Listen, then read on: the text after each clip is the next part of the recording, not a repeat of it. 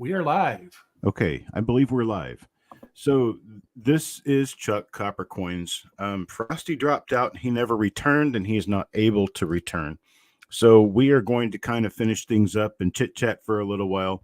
And you guys are welcome to go on to the other stream that you generally go to if you would like. It's not any requirement to stay here.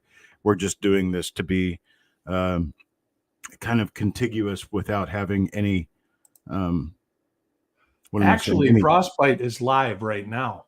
He is live on his He's channel. On a totally new stream, and it looks like he's still trying to fix stuff. Oh, okay. No. I had no idea Shannon Doherty passed away yesterday. Man, everybody passed away yesterday. So did Richard Simmons. Yeah, and so Dr. did Ruth. somebody else. Westheimer or whatever. Dr. Ruth Westheimer. Yeah. Yeah. And then, man. Well, at least our president didn't. Right.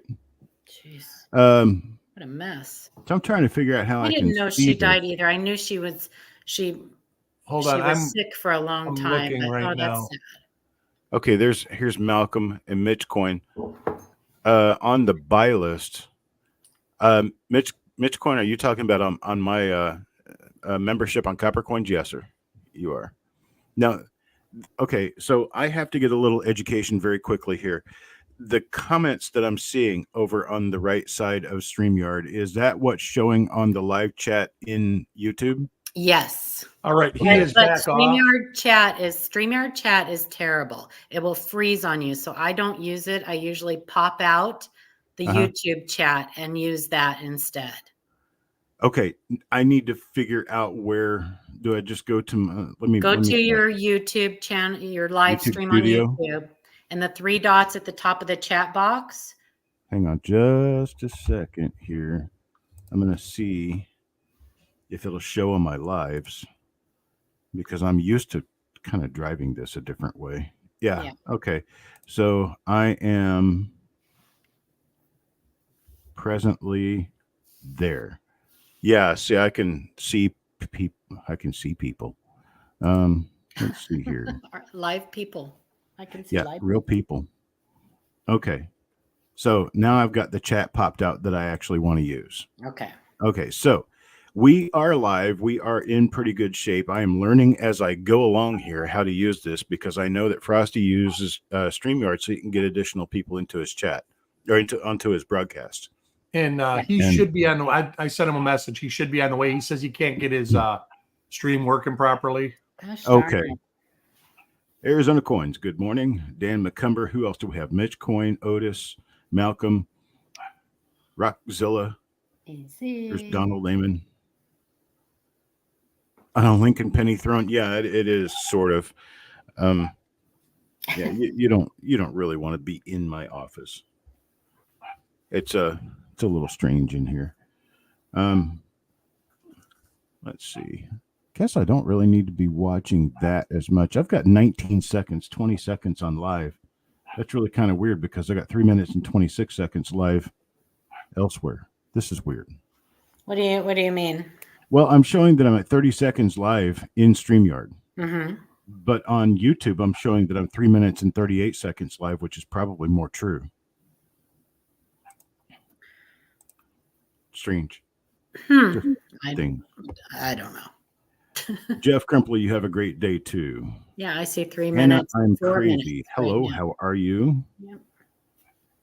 The RPM group, welcome. Haven't seen Art. How's it going? Art's in here showing the money. You should have been in the other stream. I got my 70S double die proofs out. He was showing off. I started playing a little bit. So I guess they can see me because my camera is actually on. Oh yeah. So I should probably behave about how I do things, not be picking at my nose and my ears. Yeah, that would be disgusting. We were talking, basically the chit chat around the stream itself was about the large and small date coins, and the large and small date 82s we had just gone through, and we kind of described what we were doing there. And I'm trying to just keep a continuous stream going as much as possible, even though there was like a 15-minute break between. Frosty can't get into my channel.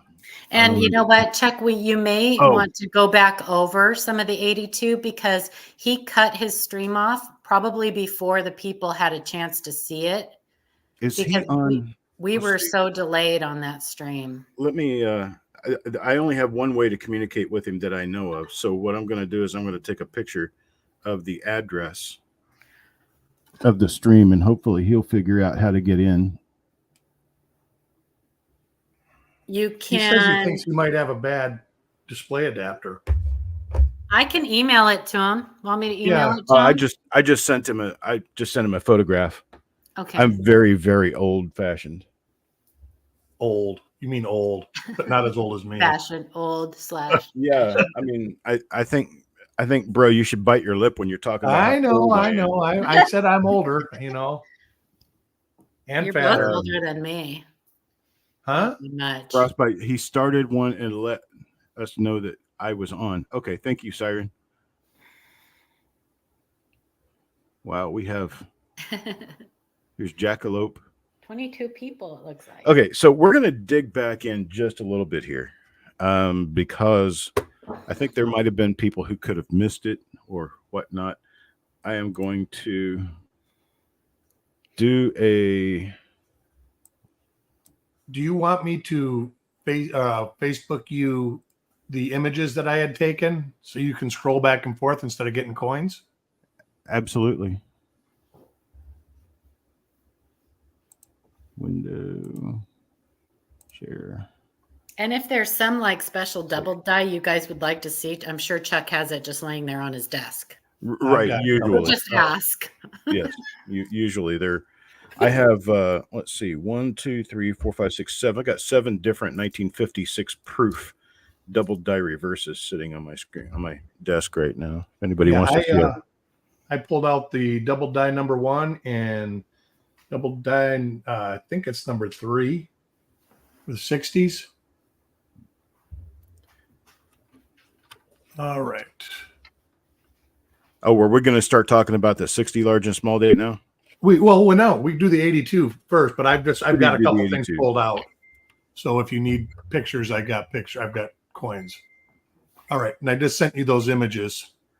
I can tell. Thank you.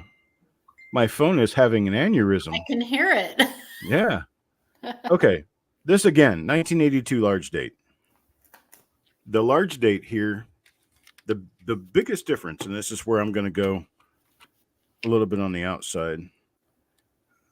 But I'm putting the small date down as we're talking. Okay, there's a large date. Right there is a small date. Doesn't matter that we have a mint mark on this one. That's okay. But there's the small date. Now, the small date versus the large date, the first very obvious difference is in the 2.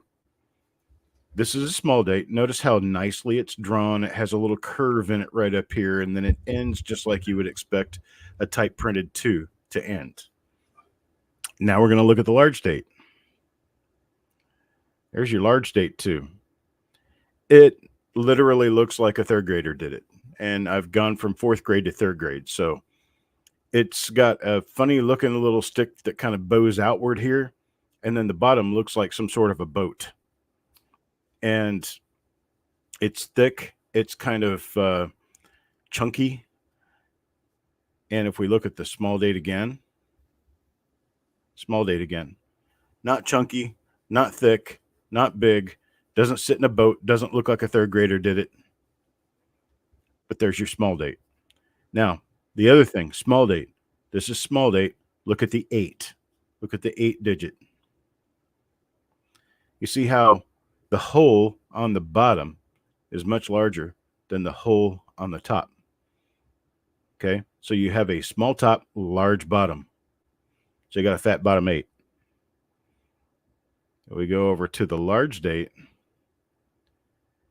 And the part of the bottom and the top, the hole on the inside are the same size between these. Now the bottom is a little bit larger, but just look at the holes on the inside.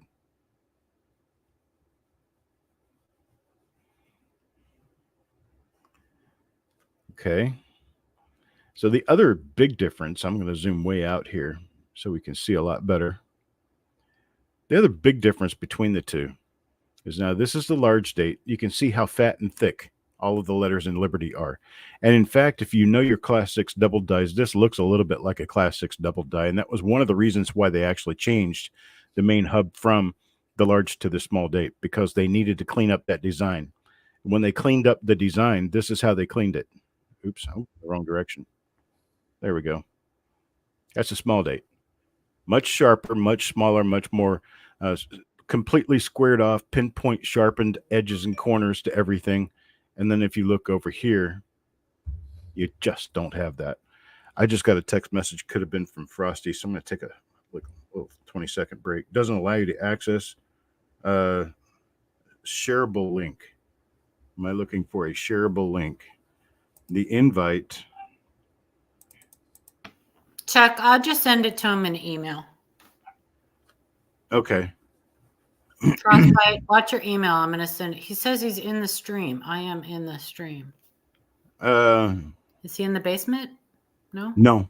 Okay. No. He's in the stream watching. Oh, okay. Oh. I'm going to send you the link to your email, Frostbyte. Yeah, I don't know exactly how to get the stream around. You right can now. copy it and send it through Messenger if you got him on Messenger. Well, I tried that, but see, I don't really. He doesn't have Messenger, I don't think, or does he? He's got text message, but yeah, I don't know how to do that either. Yeah, see, I can't get it from my computer to my phone. Or you can email it. Just copy it and then put the link in the email. I'm not 100% sure that I've got his current email. Hey, there's Jesse Minter. Hello, Jesse. Jesse Minter, welcome. Good morning, sirs. Robert Bruce.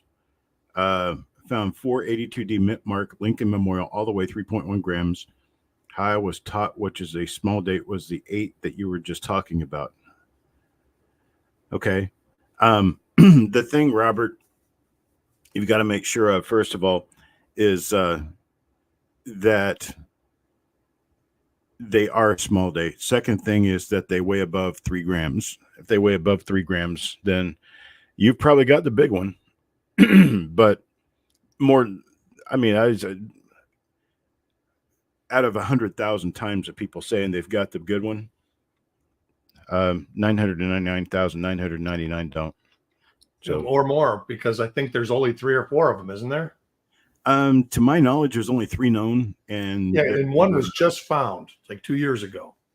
And we hear a lot. We hear that a lot. Yeah. People think they have. They say they have There we go.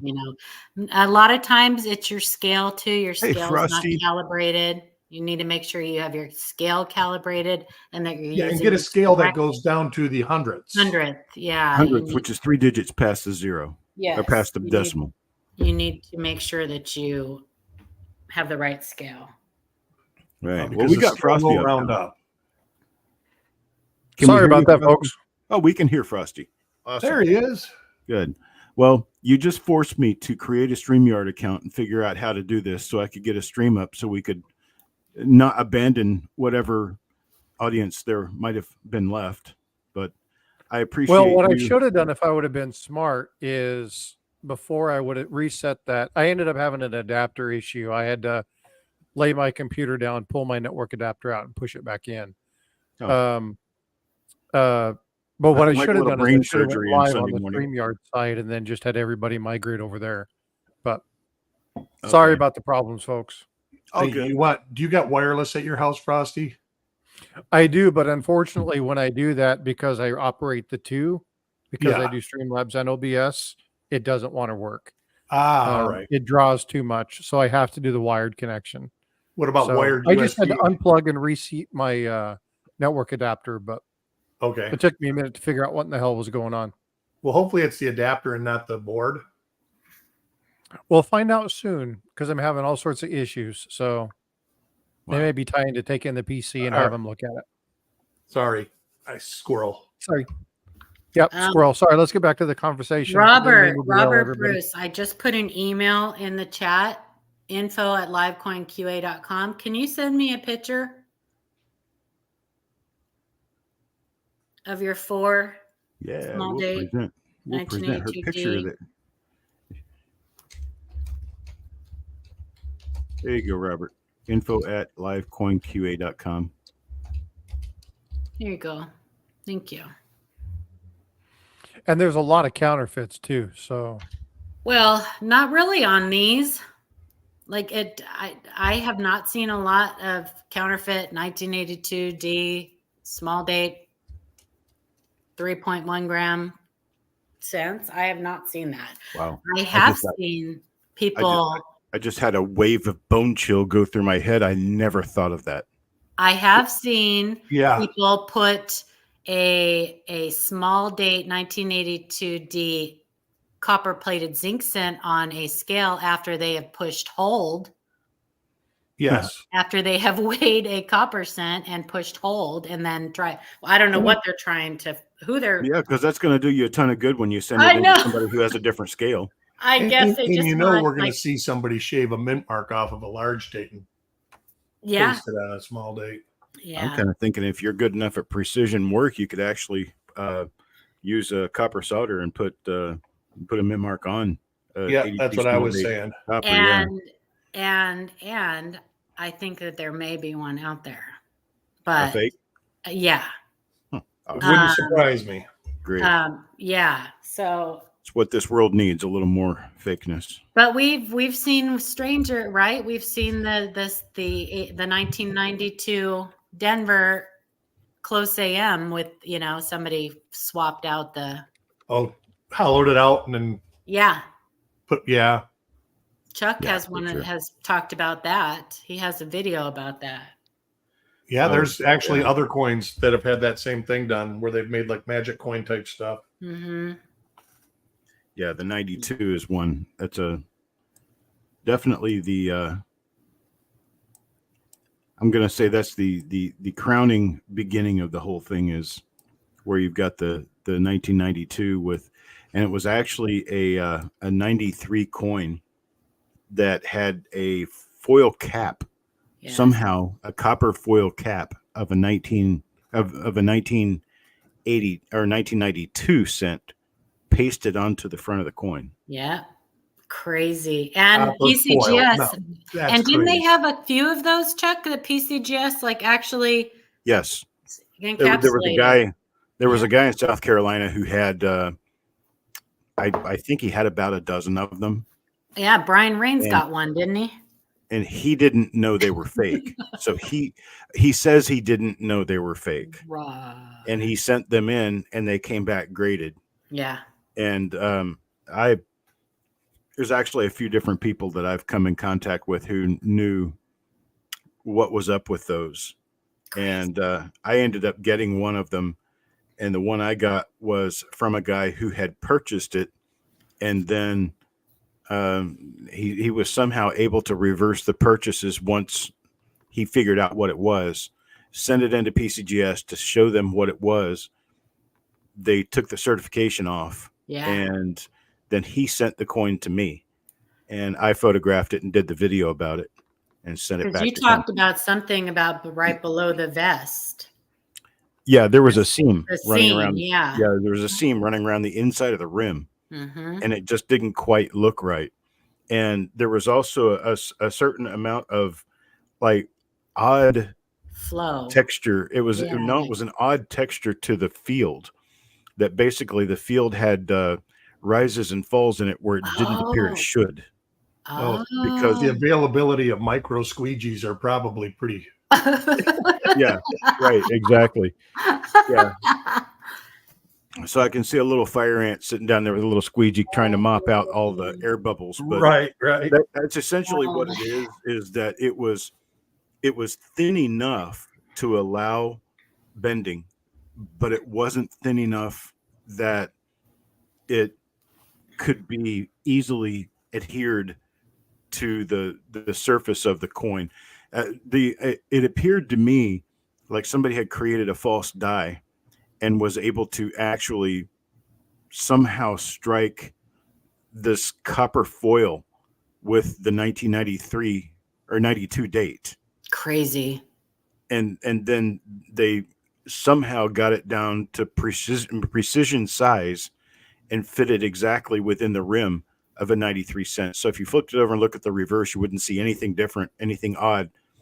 And I guess that's where they assumed that you Yeah. would probably check closer, is on the reverse, to see how it was altered. It was not. Yeah, they probably just saw the date and flipped it over and were like, oh, yep, that's a close AM. Right. Crazy. And There, it's just- Robert Bruce, I put it in the chat again for you. Yeah, I don't think anybody's ever heard of a 83D copper. I think it's the 83P that they found a copper, right? I thought it was the 83D, but I'm not sure.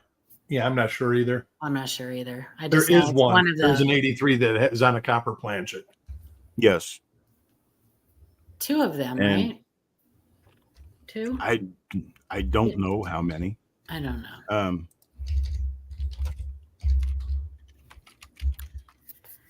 Robert Bruce, though, so the whole point of Frostbyte doing this and then Chuck bringing it up again is that so many people get fixated trying to find these things, including the 83 one that's struck on a copper. That It is an 83D struck on copper. yeah, that Actually struck on bronze. they spend so much time There's two on these 83 planes. unicorns, like. You know, but you have a better chance. I would buy a Powerball ticket. Yeah, it's about the same odds as a Powerball ticket. Yeah. Probably not even as good. I don't know, but when you hear people that are steep in the coin collecting business, whether they are people like Live Coin Q&A or Copper Coins, or whether you hear other shops that are selling, you're talking about coin shops and things of that nature. And the most common question they get is about the 1982. It begs to the question, why aren't more people really showing the specifics? Last week, when we talked about this on my channel, the one thing that we asked is, we were talking small versus large date, and it was unanimous. Everybody wanted to know the differences because there's tons and tons and tons of questions about it. So obviously Paula and Eric were there. They were, hey, we're on board with this. So I reached out to Chuck and said, hey, would you be willing to do this? So that's why we're having the discussion. It's because there's a lot. A lot of people that ask these questions. And the instant I see someone say they have 4 of them, I immediately something's not right. Well, in the later text, he says that he thinks 3 of them are large dates for sure. Yeah. Yeah. Okay, so let's look at it again. There's small date. 83. And there's Is he sending you the photo? Yeah, and I do have an overlay of that, Chuck. So how do you know that they're copper if you haven't weighed them, Robert?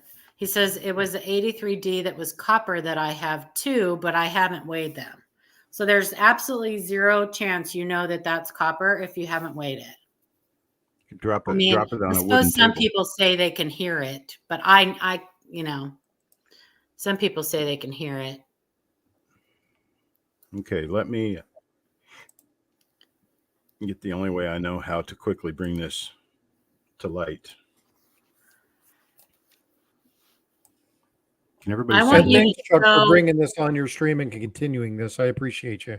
I want you to show the pox. The pox? Yeah. Can we see this? Yes. The overlay that I brought in? Oh. No, not yet. Yeah. No? Okay. Still so then I'm scope. obviously not sharing properly somehow.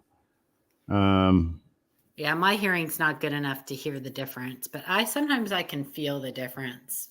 But well, the first thing is that almost every zinc sent from 1982 is going to have either split plating, yes, or it's going to have blisters or pimples. Yeah.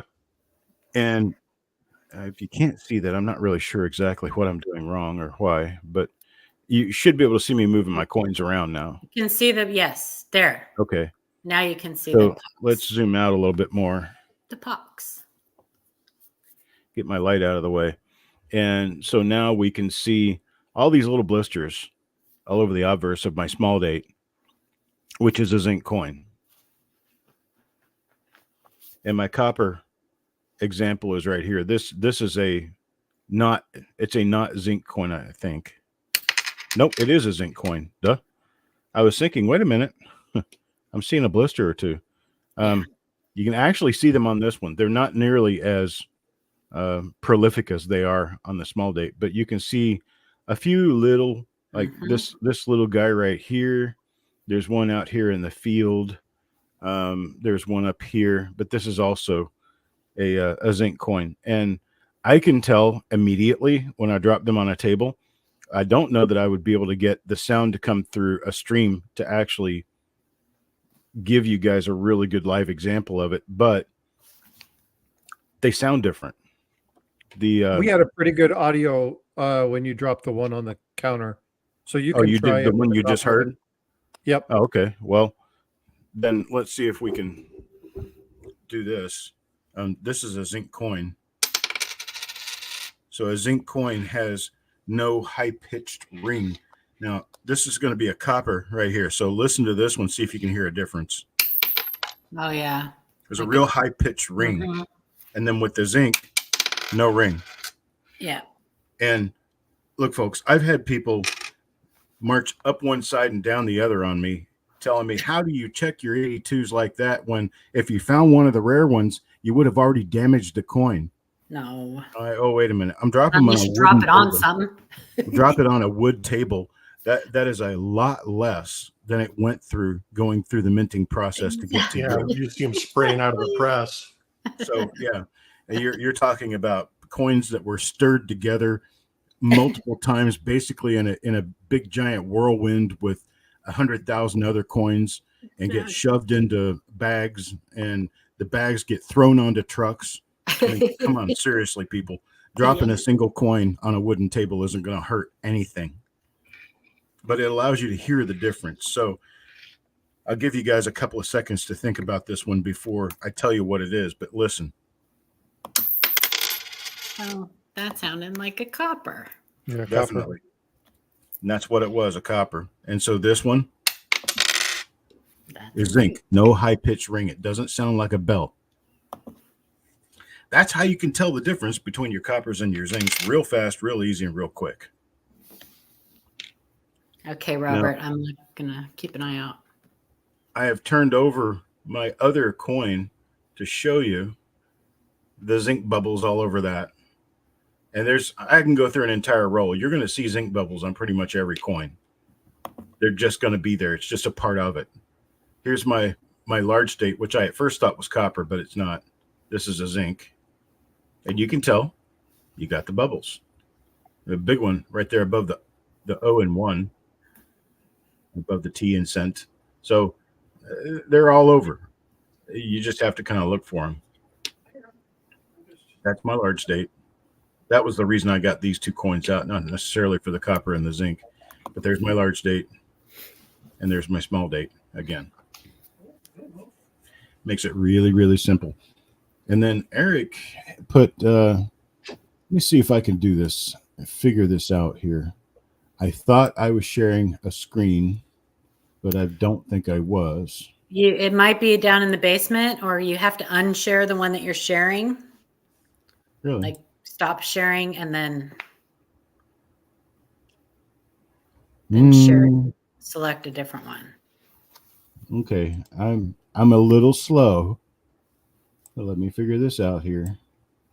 Stop screen, and then present, share screen, and my window. I want to go with that one. Share. That's Eric's overlay. There it is.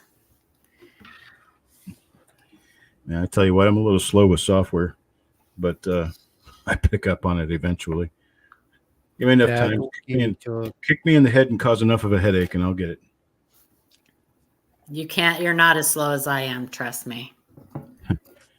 But you can see from his overlay, it appears that the 1 and the 9, I've got a little tiny red cursor here now. The 1 and the 9 are in approximately the same position. They're slightly different shapes, but they're in approximately the same position. But when you get out to the 8 and the 2, the large date is far closer to the rim of the coin than the small date. The small date has moved in considerably. And the main reason they did that, hey, Papa Giorgio, the main reason they did that was because they wanted to get the design further away from the rim, because they realized that die flow, which you can see here, die flow causes more of a problem toward the edge of the design than it does closer in. So the closer in they can put their details, the longer the die will last. Mm-hmm. And that was one of many different things that they changed to make this more of a mintable design. I don't know whether or not it worked. I don't have any figures, numbers from the mint on how many coins were minted with large or small date dies. I don't think they even kept record on that. But I would have to imagine they got a lot more strikes out of the small dates than they did out of the large. Yeah. So if let's see. Okay, now I can see what it's doing. It's actually, it's capturing a specific window and not my entire screen. Right. Yeah. Okay. So let me see if I can do this again. And what I want to do is share my window, my entire screen, not the window. Let's see. Entire screen. Here we go. Hey. Now, this should change when I move this. And it does. It does. I am just amazed sometimes. The small Okay. things in life. Yeah, Easily exactly. I mean, entertained. you know, right? Sometimes just wondering how they make chocolate is just as fun as eating it. So you can Well, see. Let's not push things. Well, we've officially transferred this to being my show. So That's right. That's right. But I agree. you can see how far away right here. If you look over here, we're actually looking in my microscope. You can see how far away the 2 is from the edge of the design, which in this screen would end right here. And so there's your distance. And then there is a relative view of your distance on an actual coin under the scope. I'm going to move over now. You see how much closer that is? That's visibly closer, a lot closer. So that's another way. But I tell you what, if you're actually looking closely enough to measure the distance between the 2 and the rim, you should see the white elephant in the room, that you've got this really screwed up looking 2. That is a large date. And if your 2 is nice and clean like this, it's a small date. So I have pictures from Robert Bruce. I don't know if he wants me to share them with you guys, but do you care if I share them, Robert? No, absolutely. If I can figure out exactly how to do it, I'll have it done. Okay, let me. I have to stop, I guess. Let me go to. Well, I gotta figure something out. You shouldn't have to stop sharing. You should just be able to click on the pop-up that happens down at the bottom to Okay. bring her up. Yeah. Okay. It'll automatically switch for you. Hang on. For some reason, this is. Uh-oh. Uh-oh. I think she just came down to my level. Oh, I tell What you happened? Did I kick myself out? no, Nope. you're here. Oh, you mean trying to figure this out? Yeah. You're right, yeah. Yeah, I don't. It's like being really weird. Okay. So Hey, share. Mike. Let's see. So these aren't the best pictures. I had to but right off the bat, you can see that these are not small date. Yep, they are One large. of them could The top be- right, look at Yeah. Liberty. So let me zoom in. Okay. Yeah, no, it's a large date. Yeah, Yeah, so all of these are large date. and And you can see it there. You can see the goose. And you can't fit another 2 Yeah. next to that one either. So The goose refers to the shape of the 2. mhm. And then we can look at all of. I mean, even though these are not the best pictures, like it's always best to try to take one picture at one coin at a time. But it's pretty clear on these. I mean, On even 3 of these 4, I was able to immediately use the 2 and the slope of the 2 to Mhm. figure it out. The 4th one, that one was a little more difficult. but now that it's blown up, I can see it clearly. Yeah, and then you can also look at the Liberty. Yes, It's definitely. just got that weird, weird look to it. So, okay. Awesome. So there was another time that I saw what someone thought was a 1983 copper. What it turned out to be was a different date altogether. And the area where the last digit of the date was so messed up you couldn't tell what the year on the coin was, and they assumed it was a 3. Mm-hmm. And look, let me just say this real quickly and real succinctly, and listen up hard. If you think you have found something and you can't really tell what it is, you've likely got the common one. Yes. Whatever it is.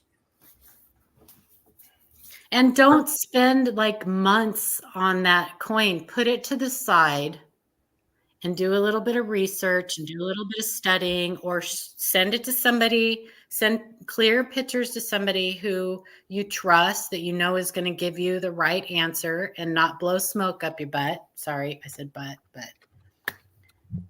And then come back. You can say smoke on this stream. Okay. Hey, can I say something really quick? Yeah. Hey, Robert, I want you to know something. I want to point something out you just said, and I want to thank you. Okay. You were just told that what you thought it was wasn't it, and you showed graciousness.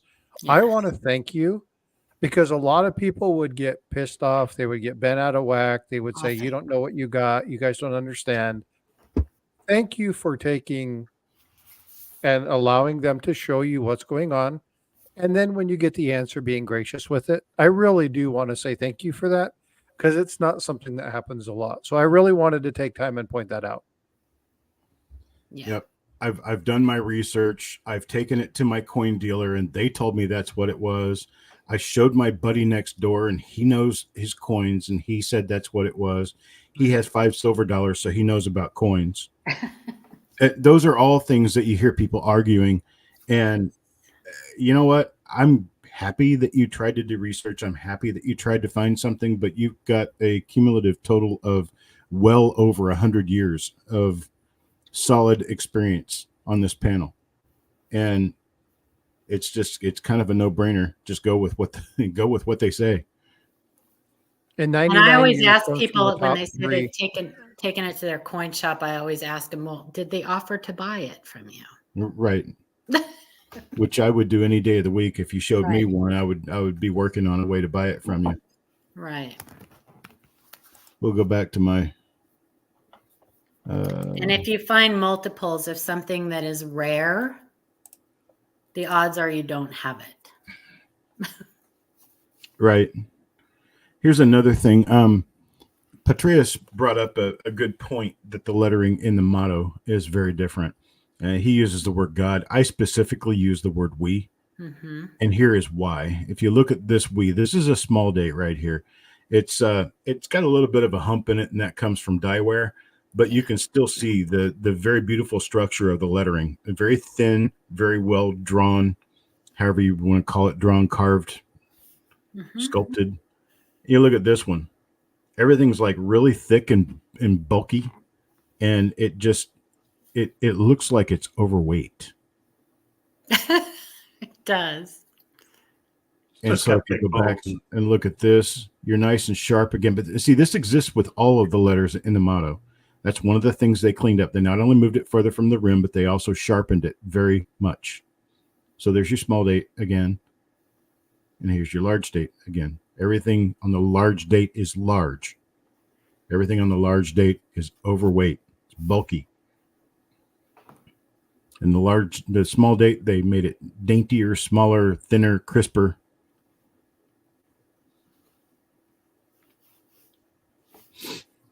Yeah. So that's what we got. A very small sidetrack. Farm Dog, we're going to be going downtown Thursday, I believe, for dinner. If you want to go with us, please let me know. So jealous. You're welcome too, Paula. Oh, yeah. If I All you have had to do is come to St. Louis. I totally would if I had that kind of money. I totally would. I'd be going to every show I could. That's for sure. Okay, what do we want to talk about next? Do What you want to comes do the out- 60s again? And 1960? Sure, why not? Sure, why not? I've got a couple of the double dies to show off. Pat myself on the back right now. And Sure. redesigning. Chuck talked about the redesigning, of scents. They've done that a few times over the years because of issues. I think it's the one that's been coming up a lot. I want to say it's the 58 with the L on the rim. I want to say that that's the year that people The are L like, on the "Look at rim that." has been coming up a lot all A over. lot. Is it the 58? Is that the, or L is it on the rim. 68? Or Yeah, is it where the L 68? goes right into the rim. Everybody thinks it's some sort of error now. Yes. Oh, Uh, even I though all of them are like that?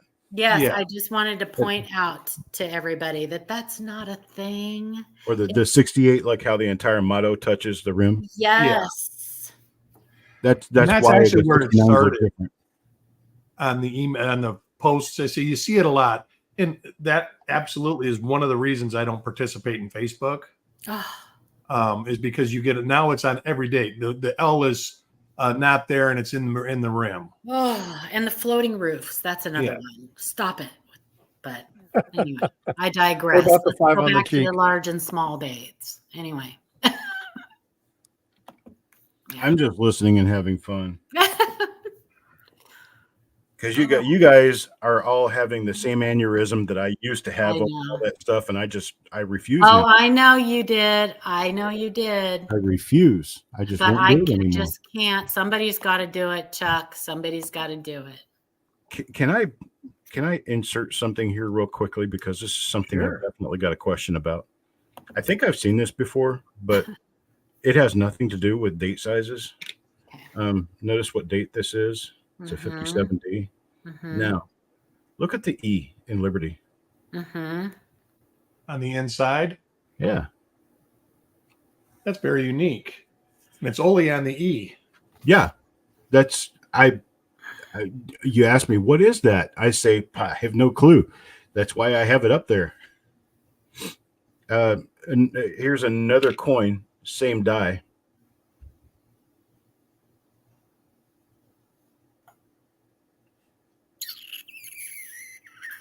Maybe a little die break on the E.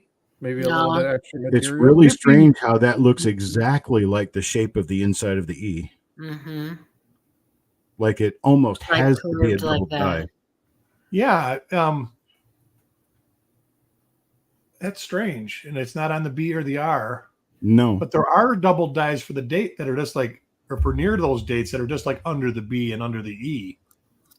Well, Yeah, they but that's a usually are weird under it. place. That's a really weird place for Yeah, I have would no- see a if single. you 9 of find these. it on other die pairs. Right. I did look at a number of other die pairs, didn't see anything like it. And all of the examples that I found of this were inside of one roll. I've got 9 of them, and they're all from the same die. Well, I'll No, have to I wanna go look through some 57Ds and see what I can find out. Right. I just found you a project. I got lots of projects. Like you needed another project, but I found you another project. Well, I Now, thought if I you had a look roll right again, there. find yourself a marker. Hey, Sometimes- Chuck, Yeah. Yeah. look at an overlay. Here, Well, you think it could be a clash? maybe. A clash? Huh. Here, let me show you something.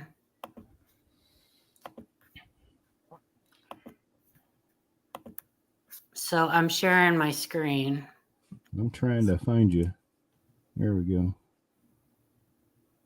Okay. Maybe a clash for the outside of the wheat. Of the wheat. Yeah. It's stretching it though. I Is it? I like the thought, Well, but I think I it's- disagree because of the shape of the double. The shape. That's it. Almost looks. That's what he said. It Well, looks there's a like curve to it. Yeah, but in that small scale, I don't really think you would notice a curve on the wheat. Because if you blow the wheat up to that size, you've definitely got something going on, because if you look here, I'm going to brighten my It's straight up and down. It doesn't have the curve in it. Yeah, I'm going to brighten my screen here just a little bit. Well, again, if they had braided it out, it might not have the curve because they were able to get in there. So they may have been able to braid out some of the So curvature if- in the lower portion of the E. If this was a Because double if you look, die, so if you look at this, think about the circulation of the tool that they might use to abrade or polish that out. No, you That- would see that those lines and other places on that die. If it was dye abrasion. Let me do this. would that be a class 4? I'm not sure how to classify something like that. I know, Or would it right? be like a class 8? Well, it could be a class 2 or class 4. So I can't really do this easily, but what I can do is give us a summation of a view. There's the curve Right. of what your inner wheat would look like. So you've got somewhat of a curve. Mm-hmm. And if I were to take that and overlay it with this, the angle doesn't match up right. And that stuff on the inside of the E just looks way too much like the curvature of the inside of the E right next to it. You can almost see it full. Yeah. Like it's two separate But curves. Like the I inside of do the E. agree that if you've got this kind of doubling on the vertical stem of the E, all 3 points of the E should be doubled just like that. Mm-hmm. And there should be other doubling somewhere, like on the B or the R or something. There should be more than just one strong piece in one small area. So what is it? My best guess is that this was a hand retooling of the die. Yeah. Because it's on every coin struck by the die. I've got proof in that. There's 9 of them that are identical to one another. And there are a couple examples of that to be known, isn't there? Retooling? The hand retooling, yeah. Yes. Yeah. Usually out in front of the forehead and stuff like that. The hub and the die. There's evidence out there that they do both, or they did both. We're also talking about 60 years ago. So Yeah, this would have to be on a working die specifically. right, because it is It's- raised and yeah. curved just like a double die would be. Robert's asking if you got the pictures of the 83Ds. Oh, no yeah, and I problem. can't. They're way too far out and way too blurry, Robert. Okay. They're way too far out and way too blurry. You've got to get in close and cropped. Use your microscope. And so for me to be able to tell from a photo the difference between a copper plated zinc and a copper cent, I would have to be able to see some plating issues, blister, split plating. And so you got to get really in close and clear for that. Otherwise, you're going to have to show me a video of you putting it on a scale. I don't know. Or me just take your word for it that it weighs 3.11. It is interesting, though, Chuck. There's what it looks like at full. That's at full magnification. You can see the curvature, the relief of the dealy inside the E that I can't define. You just send me another picture, Eric? I didn't. Okay. Somebody's sending me messenger stuff. No, I sent you all the pictures I had. I sent already. Oh, okay. Steven's watching. We're supposed to work on another VA form because the VA keeps coming back to me saying, well, we can't approve your disability until we see this or until you submit this. And I'm like, make a list of all that simple crap that people can do and put it online so everybody can read it. Hey, so get with me Nightmare. afterwards. I got a resource to give you. Okay. Okay. Okay. I know the form they want. We're ready to fill it in and get it all filled out and sent in. And I just finished. Okay, so here's another one. I mean, this is way off topic, but still, it pisses me off all the same. So I go to their website. I find the forms that they want. I had to fill in 6 of them to get my entire story straight because they don't allow you a whole lot of room for writing. And so I filled them out online. So I took this blank fillable PDF and I typed everything in and saved it on my computer and then uploaded it to their server where they pick stuff up like that. There's 6 Yep. forms. So I did 6 different times. I put them up there. 2 weeks later, in the snail mail to my address, I receive a letter from the VA saying, "Oh, we can't accept those forms unless they're signed." How the hell do you sign a form online? So you can. Yeah, There- VeriSign. Yeah, there is a thing that you can download. VeriSign, is that what it's called? VeriSign. Yeah, but I think Yeah. that they have to offer it. That you can't just say, "Hey, I'm going to sign this and send it to them." Yeah, VA right. has There's to another send you a method. link. It There's says, another method to use. Maybe and I you show how can to maybe do you that. can download the form, sign it, and then scan it and send them a copy. I don't know.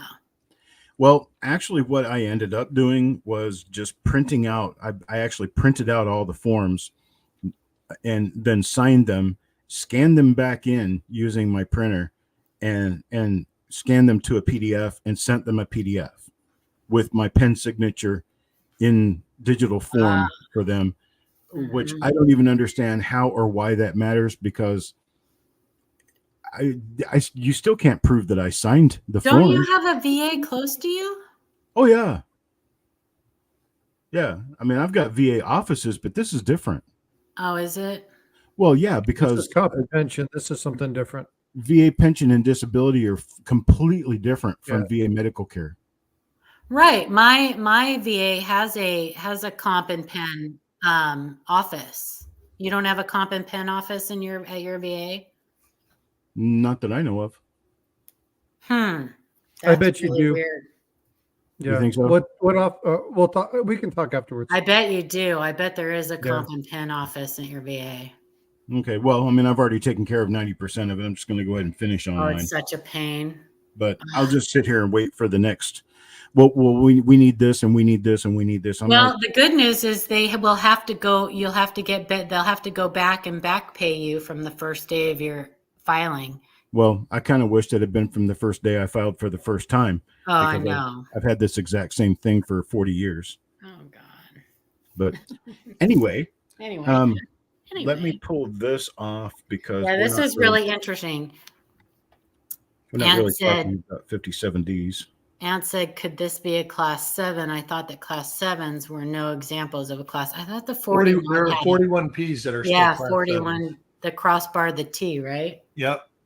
Yeah, a class 7 is supposed to be a modified hub doubling. Mhm. And there is some chance that this could have been modified and the doubling is a somehow a modification, which to me sounds like retooling, which to me isn't really a double die. Right. So, yeah. But that, again, we're talking about semantics of your term and what your term means. And Yeah, I can't. there are issues with that because everyone interprets our language just a very slightly different way. That's why we're all individuals, and that's why there's so many people who speak it. If I were to say die damage, what do we constitute damage? Does damage only happen where the human man hand intervenes, or can damage happen to a die during the striking process? Can damage happen to a die before it's ever placed into the machine to make coins? I mean, at what point is Die scrapes, die gouges, feeder finger damage, right? Yeah. right? Well, there's all sorts of things that Right. a lot of people call errors because they happen during some part of the minting or packing process. Right. You got people who have proof coins that have a very even tone of mottled something going across the edge of the coin. And people wonder, well, what was that? What was that? Well, it was back when they were putting it in cellophane packaging, and the little bars between the different pockets where the coins are were sealed after the coin was in the set, and this coin was a little bit too far over and got hit by the sealing machine. Well, is that an error? Well, no, not really. No. Even if it's in the proof set, it's still not an error because errors happen while the coin's being struck or prior to that. Well, Very- and Chuck, we've got the nickels, right? A lot of nickels, Jefferson nickels, that show like these semicircular die gouges on the reverse or on the obverse that they think happened because the dies slipped and fell and got die gouges or die dents. So how is that not die damage? It's just a dent from being dropped. Why is Right. that classified as an error? And is it an error? Who Yeah. knows? I mean, Right.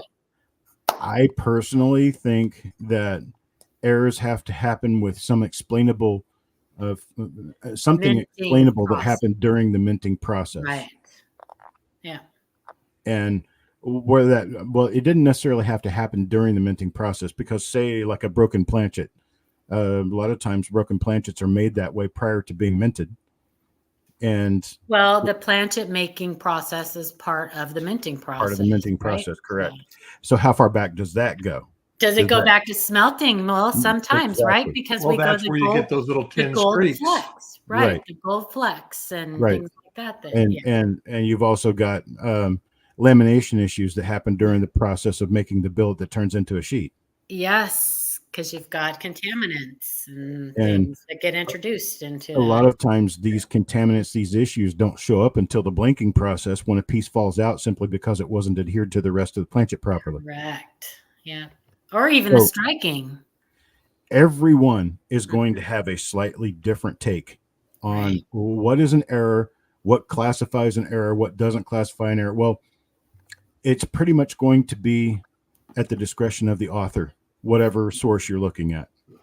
And if you're looking at this author and asking that question, it's going to be that any error is going to be something that is noticeable, marketable, and provable as happening during the minting process. And the last part is the significant part, provable. And then proof- you almost, so you have the PDS, right, Frostbite, but you almost have to add a fourth category to like post-strike modifications. I mean, there are muddy waters out there for sure. And I guess sometimes it comes down to who's selling it. Right. Not to be confused with dirty water. Dirty water, muddy water. Hey, Chuck, I put a link Yeah. in private chat for you. You may I already know go that. with what's We don't more. have to talk about it now, but just FYI. I'm I looking. tend to I go wanna with what's figure it more out. likely than not. Oh, here I'm we an go. Occam's razor type gal. Okay, I appreciate it. So I see it. All right. Yeah, this in itself with the PDS gets into another piece of discussion. And since we're It just does. talking coins, we can just talk coins. It doesn't have to be a large date, small date thing. Let me go ahead and, okay. So you guys can't see my microscope screen. You're actually looking at the four of us, I believe. So of course, only one of us has the cojones to put his own face on screen. Nobody else does. well, I haven't. I still have my morning Oh, face. there we go. Yeah, you don't want to see my face. I don't want people to like Mm. unsubscribe. Well, with Eric, I Right, agree. right, With arrow. Paula, I'm not really so certain. But Well, so here's the gig with you have What- to take my word. yeah, with what is defined as an error or a variety. Oh boy, there's a Pandora's box. Oh, I have a simple explanation, and I think that you and I have often agreed on this. Here, you want to Okay, see well- something cool, Chuck? Sure. What's your Talking simple? about error and variety. That a variety happens during the Something I picked initial up. creation of the die itself. Here, take a peek at this. Oh, Did you that's hear not- that? No. Yes. No. What am I looking for, Eric? Look Where in the am- oh, basement. here. Okay. Oh Oh, my God. stop it. Yeah, That's He's showing off now. you got that at the show, right? I did. 64 DDR1. Sexy. Yeah, early die state too. Sexy. That's pretty. That needs to be photographed for the website, I do It believe. does, and that's a variety. That's a That's variety. That definitely happened a during the variety. initial creation of the die. Now, we have, if we get into something that is very semantical in nature, but makes a lot of sense when you think about it, you have design varieties and then you have die varieties. Right. Design varieties usually shortened to variety, and Yes. then die varieties are not shortened. It's just called die varieties. Yes. So if you have a die variety, that's a mistake that often causes doubling in the design on a die. And that happens during the die creation process, which Paula mentioned. The variety is large date, small date, large letters, small letters, with arrows, without arrows. Things like that are varieties. The 92. varieties are generally created without an intention of you noticing what they are. They were changes that were created in the design on the issue for that particular given year, and you weren't necessarily supposed to care. Now, and that's what we have with all of the Lincoln Cents that we're talking about, the large and small dates of 1970, 74, 1960, and 1982. None of those were intended for collectors to notice them. So they are quote unquote varieties or design varieties. Die varieties are double dies, repunch mint marks, over dates, repunch dates, things like that. And that's what we're looking at on screen right now. Is probably the most extreme double die reverse on any Lincoln Cent. This is 1964 1DR001. It is the penultimate class 1 double die for the Lincoln Cent series.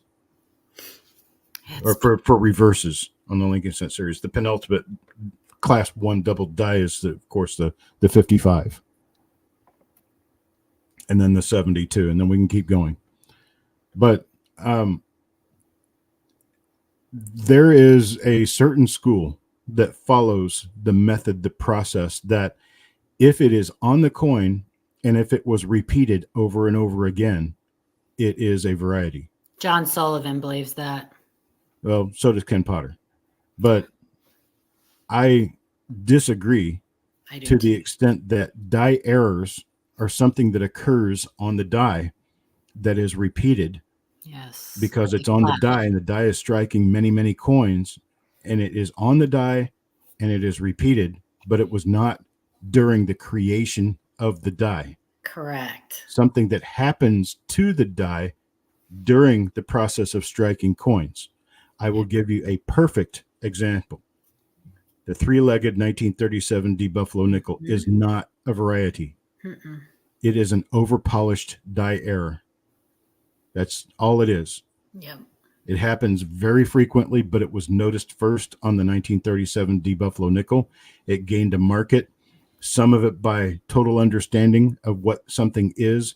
Others, it turned out to be something that people didn't understand, but there was a market for it. So the market kept going up, and people still don't understand it, don't understand exactly what caused it. They think they forgot to put the leg on the nickel. And that die struck many planchets before that happened that were normal. Right.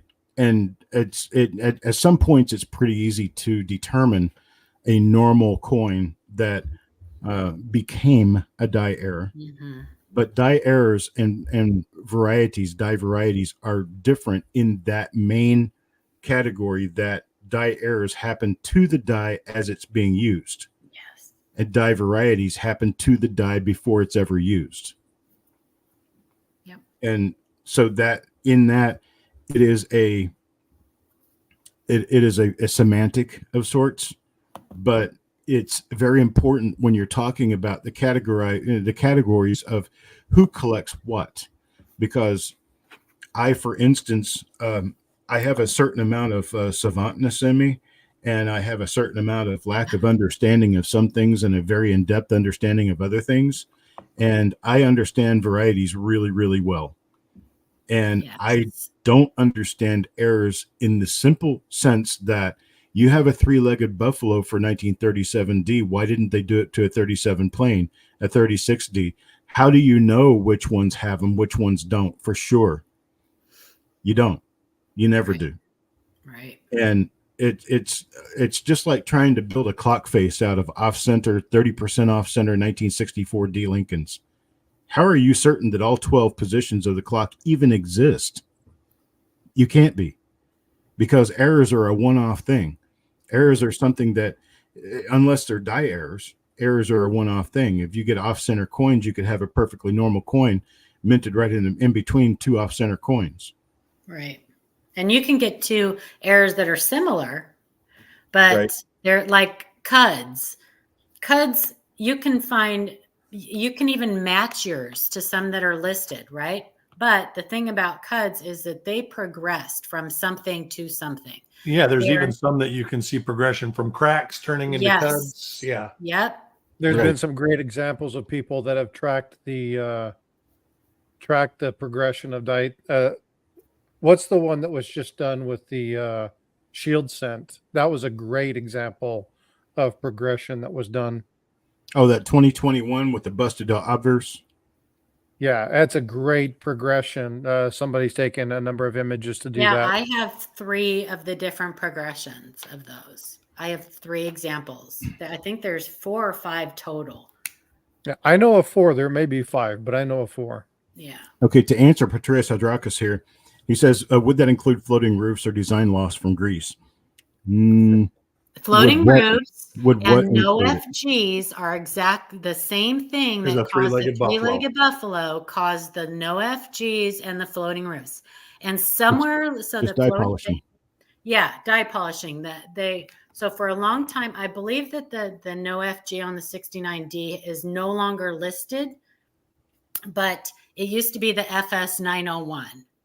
Right. And the floating roof just went along with it. At some point, somebody decided to capitalize on that and call it a floating roof and started selling examples and telling new collectors. So it was basically just something somebody made up along the line and started selling them, and it's just kind of stuck. We get those questions all the time. Is this a floating roof? Well, it's an over-polished die that is part of the normal die maintenance. Somebody just got a little overzealous. And there are so many of those. If you turn them one Yeah. direction, you can't see the roof. In another direction, you can. Yeah. And it started out, probably there was a die clash somewhere on the coin, and they took it out to remove that, or some anomaly on the die that they didn't like. And so they polished it. The tar out of it. Yeah. And part of the design elements were removed in the process. But that is totally different than the design loss from grease. Yes. Design Yeah. loss Totally is different. a So very they don't- temporary thing. They don't even fall into the same category. And It is. And unless they're super extreme, they have no value. There are examples where like almost the entire design is lost from grease. let me run in just a little bit to the, well, if it's so minor, then how are RPMs considered collectible at all? Because they're even more minor. Some of Well, them. here's your difference on that. Dies are always examined very closely with a microscope prior to being hung on the press to be used to mint coins. The die examination prior to being put into the press is part of the process they're supposed to use without fail. And one of the things that they're looking for is any structural damage in the die. They're also looking for any marks or other things that should be polished away or polished out prior to minting coins. But another thing they're looking for is doubling. And they are trying to eliminate doubling from the process of making coins because it is a detrimental mark according to the mint. Mhm. Well, in ones like what we're looking at right now, it obviously was not properly inspected before being hung to be used. And there's only one die that looks quite like this. Mhm. And so that creates a market, that creates something that people want because they're classifiable. They're something that you can collect by the individual die. You talk about repunch mint marks. They're supposed to notice repunch mint marks and eliminate them before they put them on the press to make coins. If you have a grease-filled die and you have a mint mark that's 3/4 filled in, or if you have a letter someplace that's totally filled in, that's usually going to be something that happened during the minting process. It's going to be something that some glob of gunk got onto the die somehow, fell on from the ceiling or the roof or whatever, and it got into the press, and it started minting into coins, and you see the result of that by a flattened area on the coin that comes out. The coins are not inspected individually after they're Right. minted. So given that the coins are not inspected individually after they're minted, they would never notice a grease-filled die. They only notice that when they grab a handful of the coins and they look at them and they say, oh, well, these don't look quite strong enough. I'll go ahead and wash and clean the die, and boom, that gets rid of your grease filling. But they don't It's more of dump. a dream art. Right. But there's a lot of things. Die scratches, exactly what you can see running east and west on this example of a 64 double die reverse. Those die scratches are just a normal part of the minting process. What if die scratches were somewhat uncommon and somebody decided to start calling those a variety? Mm-hmm. Then suddenly you've got a sellable mark on something that's missing the point completely on this coin. But with anything, it's kind of missing the point. You're trying to put something together to make value out of nothing, Right. because the stuff that has value is hard to find. Right. That's exactly it. And it's very frustrating to people who do this all the time. And, people are finding, like, for instance, 1983 D Lincoln cents that have that split plating right on the outside of the mint mark. Mm-hmm. That kind of stuff is extremely common. It's out there. I know what that is before he focuses it. Yep. Yeah, that's a beauty. There you go. There's And an Chuck, RPM. it's a fine line too when you're teaching people. And it's probably why Chuck has kind of gotten away from the Facebook and stuff too, because you don't want to discourage people. So where do you draw when somebody finds something that they think is great, but it's just super minor and really a nothing burger? Where do you draw the line? At Nothing telling burger. you just I like don't. that. I have a hard time with that because I know it doesn't seem like it. People call me the dream crusher or whatever.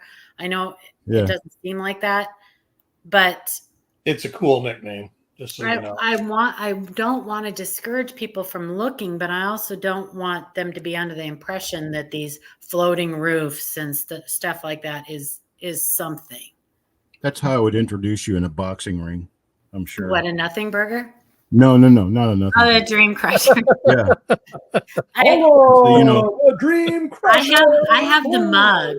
Ringmaster Ray had In the a red corner with a 74-inch reach, we have Paula, the Dream Crusher Bloom.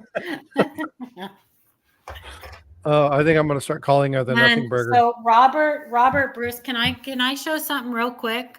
I don't want to take away from this beautiful 60D that's on the thing, but Robert That's a Bruce. hell of a repunchment mark.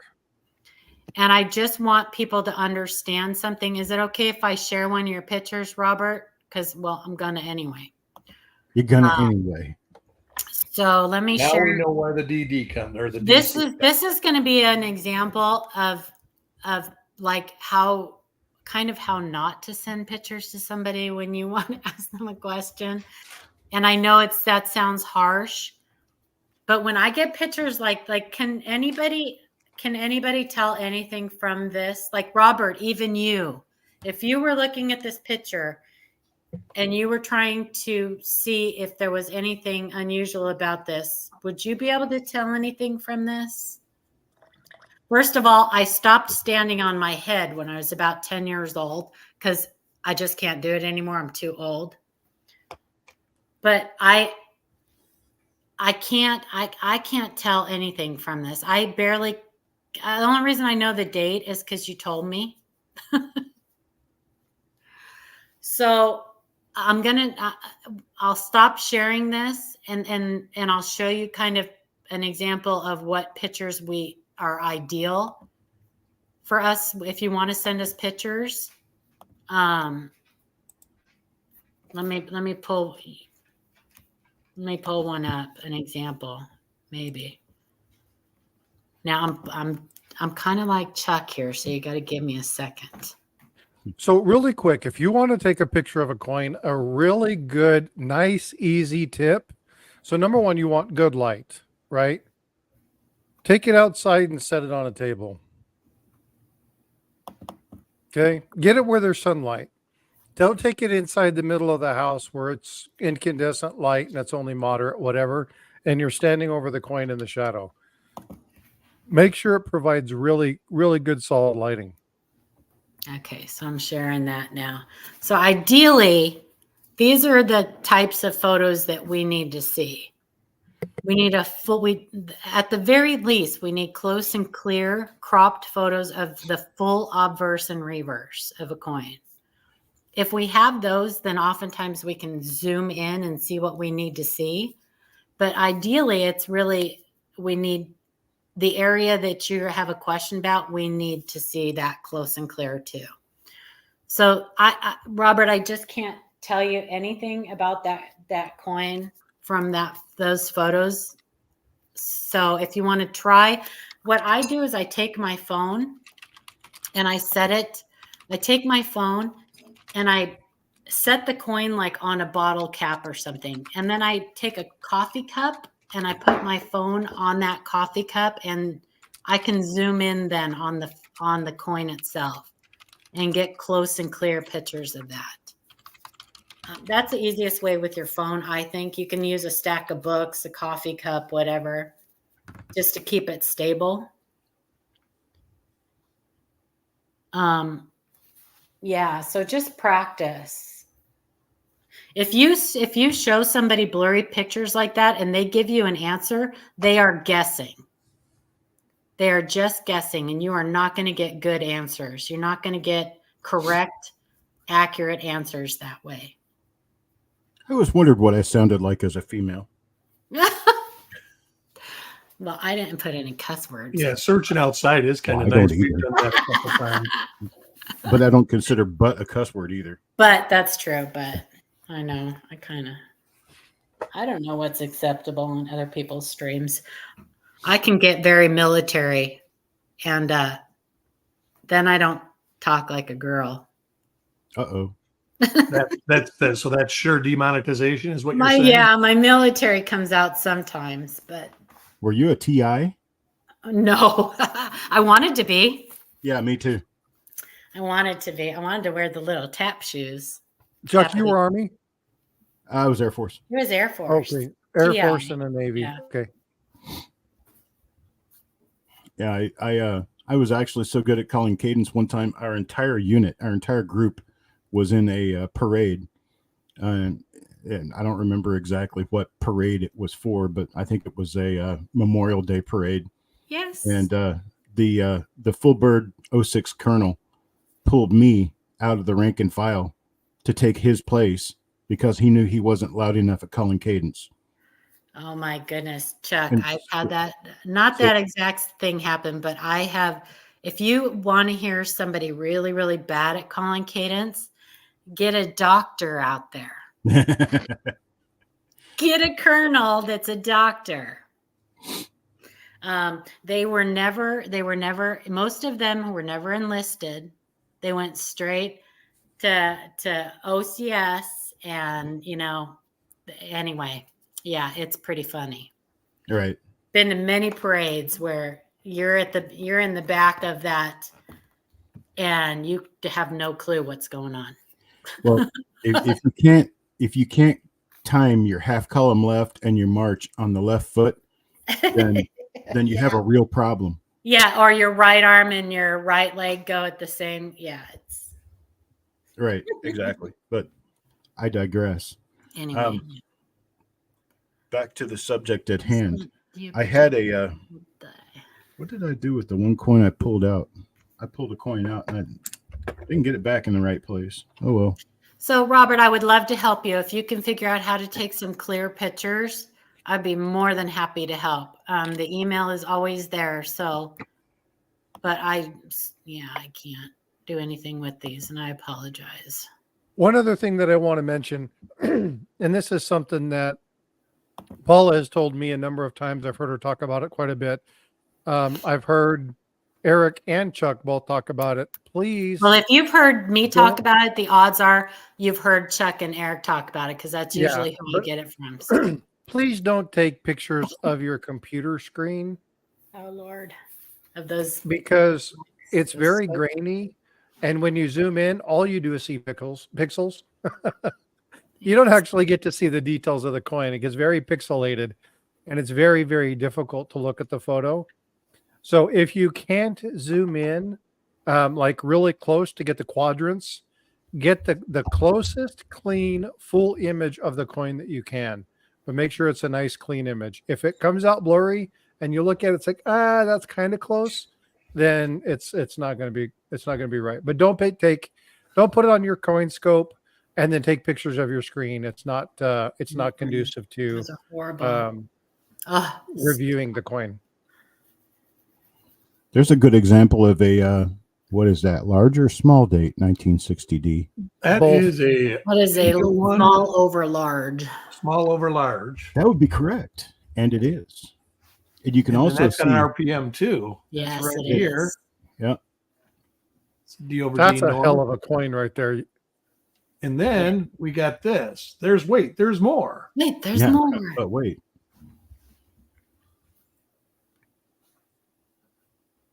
Oh, I know. Oh what he's yeah, saying. that is a large. That is a large over small. Mhm. Large over small date. Beauty. Everything's a little extra fat. Everything's Sexy. I must be large over small. Fat and sexy. Fat and That's sexy. large over small. Yeah, you must be large over small, huh? Fat and sexy. That's good. I'm stealing that That's one. beauty. Kind So of made hide that that. together. Hide that one.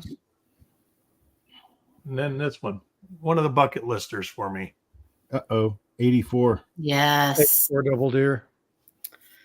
Show the bottom of the beard. A lot of people don't realize. No more 84 searching for me. The thousands Right. of roll, or what seems like 1,000 rolls. Just in buy two it. bags. Yeah. Right. It Yep. would have just been cheaper to buy it for, well, Yep. $10 30 years ago. I have $13,000 in time to find a $100 coin. Yeah. What did you say about the beard, Chuck? It's double. Yeah, show the beard on that coin. Says the inside of the ear. If you look at the There you inside go. of the ear, but Use your cursor to point to the doubled beard. There's the beard, the real beard. There's the rest of the beard. Yeah, and that's that part there is all doubled right there. And I believe part of the bow tie is also doubled. I think you're right.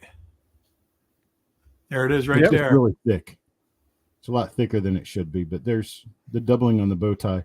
So a lot of people just look at the ear and they're finding machine doubled coins that have part of the earlobe chewed off. And there you And go, they're not- right there. They're not realizing that what they're looking at is just machine doubling. They could check the other parts of the coin for diagnostics for it to be the real doubled ear. It's a beauty. sometimes there's plating blisters. Sometimes the ears take a little hit. I've seen all kinds of different things that people think are the doubled ear that are not. And there probably is a lot of real minor doubled ears, just like doubled Could be. eyelids. Could But be. finding them, I mean, that's why I always say 10x loop, 10x loop, 10x loop. If you can't see it with a 10x loop and you're seeing it with a microscope at 100x, it's probably not something that anybody's going to find and want. Right. Well, Even stuff that you Whatever. find with 10x loops, a lot of it is like bluegill stuff. that's except real. for Shay. I- Shay likes to find those little fly poops. I ran into a problem just like that myself. I was looking through proof coins and I found a really nice doubled eye, nice doubled eyelid. And then I kept looking and I found another one, but I don't know how convincing it would be to anyone else if I showed it to them. Show it to And- Frostbyte. He loves those. Yeah, right. And I can't. I'll be honest with you. I can't see them most of the time. I just can't. Like, I look at, and I think the biggest thing is I don't understand the design elements well enough to really know what the normal eye looks like. You need to have a few in your hand. we have to have a Yeah, show and on the so- doubled eye. Yeah. Like when There you somebody go. That'd shows actually you, be a you have good a show really to good. have. Eric, do you have a really good example of one up? Of a doubled eye?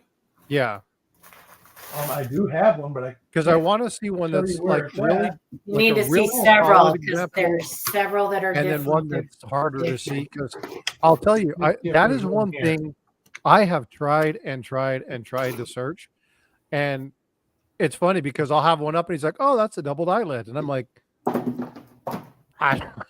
And then just there's don't some that see it. nobody agrees on, right? Like, is it the No. 98 or one of those that has, some people say it's a die gouge, some people say it's an extra eyelid? What year is that? I want to say it's 98. 92. Is it 92? Oh yeah, 92. 92D. Yep. But a good double like Rain eyelid. Man Let over me here. find it. I Yeah. wish I had your Definitely knowledge. But 92D. again, I've been doing this a couple of years. You've been doing this for multiple decades. Everybody has a different learning curve too, Frostbite. People need to be gentle with themselves, because sometimes you'll find people who after a couple years are just right on it, man, and they just get it. Look and at 54D Coin PDO Junkie. number 1. That's a great doubled eyelid. Coin Junkie is a good example of that. Yeah, you just never, like, I mean, everybody's got a different learning curve. You There. know, some people Ooh, get there's a machine good one. doubling right off, and some people it takes forever. That's Doubled Frostbite. eyelid on a proof Lincoln cent. There you go. It's Okay, so tiny, but where's the doubling? Where's the underneath, doubling? Right there. right there. It's tiny. Maybe you're looking for something bigger than it is. You know, maybe that's Maybe. what. You're just- Maybe that's your All you're problem. looking for is this little portion of the eyelid right here, Mhm. doubled either below or above Mhm. its regular component. Sometimes you have doubled eyelid. We call it doubled eyelid to the north. And then you have doubled eyelid to the east. Some of them are way out here. And then you have them to the south here. This is the most common area where you're going to find them. But that is a doubled eyelid. No less on a proof coin. Which lends is a a good hand to proof that this is not some odd form of die gouge or anything like that. If you're finding the same thing on proof coins that you're finding on mint state coins, you probably have the real monkey. I'll move this out of the way here real quick for a sec, because I don't want to expose other privacy issues, but I'm going to try to show you another example of there we go.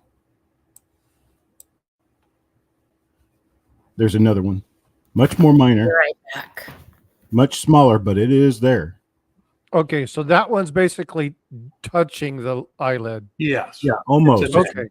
Right at the end of my arrow point. Yeah. That's another So one. when you show me what it is, I can see it. It's just when I'm searching, God, I have a hard time finding those. That's going to be all about lighting angle. You'll notice that the light's coming up from underneath everything. Looks like you got a flashlight held at his chin going up. That was because the coin was upside down when I took the photo. Because that's about the only direction of lighting that I would be able to get a good example for you to see on a proof coin. You know, another thing, and this is something you and I can talk about, but I think another really good topic, speaking of lighting, is photographing coins. Okay. I think that would be something that would be extremely beneficial, not just for us. I mean, it would be good for me, talking about different ways to photograph your coins, because there are little devices like you shoot light through a piece of glass set at a 45-degree angle, and you shoot down through the glass so you don't get the reflection of the light, but you still get the lighting. Right, but the glass has to be a special kind of glass. Right. But then looking at taking photographs through your microscope is a totally different structure and lighting setup. Oh, for sure. So I think that would be another thing that would be a lot of fun for people to really kind of understand how to shoot, how the lighting should be positioned. And I mean, obviously you're talking about a couple $1,000s worth of equipment, but Yeah. you don't need a couple $1,000s of equipment to take decent pictures. So No. I think that would be something that would be really good for the users as well. Okay. Well, this right here shows you an illustration of a very minor doubled die. Okay, you have this little nipple sticking off the edge of the T in trust. That is a doubled T. And I couldn't necessarily prove this one way or the other, but we have noticed these little nubs on the edges of the T's of trust for years. And everyone, including James Wiles, John Wexler, has listed them as double dies for probably 25 years now. Now, this particular little nub right here, I may or may not have noticed by itself. But given that this was on the same coin as this, and that's got extra little pieces coming up in the top of the L. So this is considered what I call a vertical bar L. A horizontal bar L would have the bar down here or up here showing on the horizontal of the L, but this is part of the vertical. Okay, so that's also on the same coin. This is also on the same coin. You have this little curve here as part of the 3-digit that's curved on it's actually doubled to the inside of the 3-digit. I have never seen this on a proof until a couple of days ago. These are known on 1963 business strike cents, but I've never seen this. In fact, there's one that's a really big one on the 63D. It's FS 101 1963D, and it in fact shows the tail of the 3 down below the actual 3. This one's a lot less major than that, but it is on a proof, which makes your chances of finding something like this way smaller. And then it was this doubled eyelid, this little minor doubled eyelid. All of that's on the same coin. Wow. So any one of these things might be an unlistable little, what we call bluegill, a minor something, but all of that together makes it pretty nice. You've got evidence that a lot of this doubling is just like really, really sweet when you put it all together.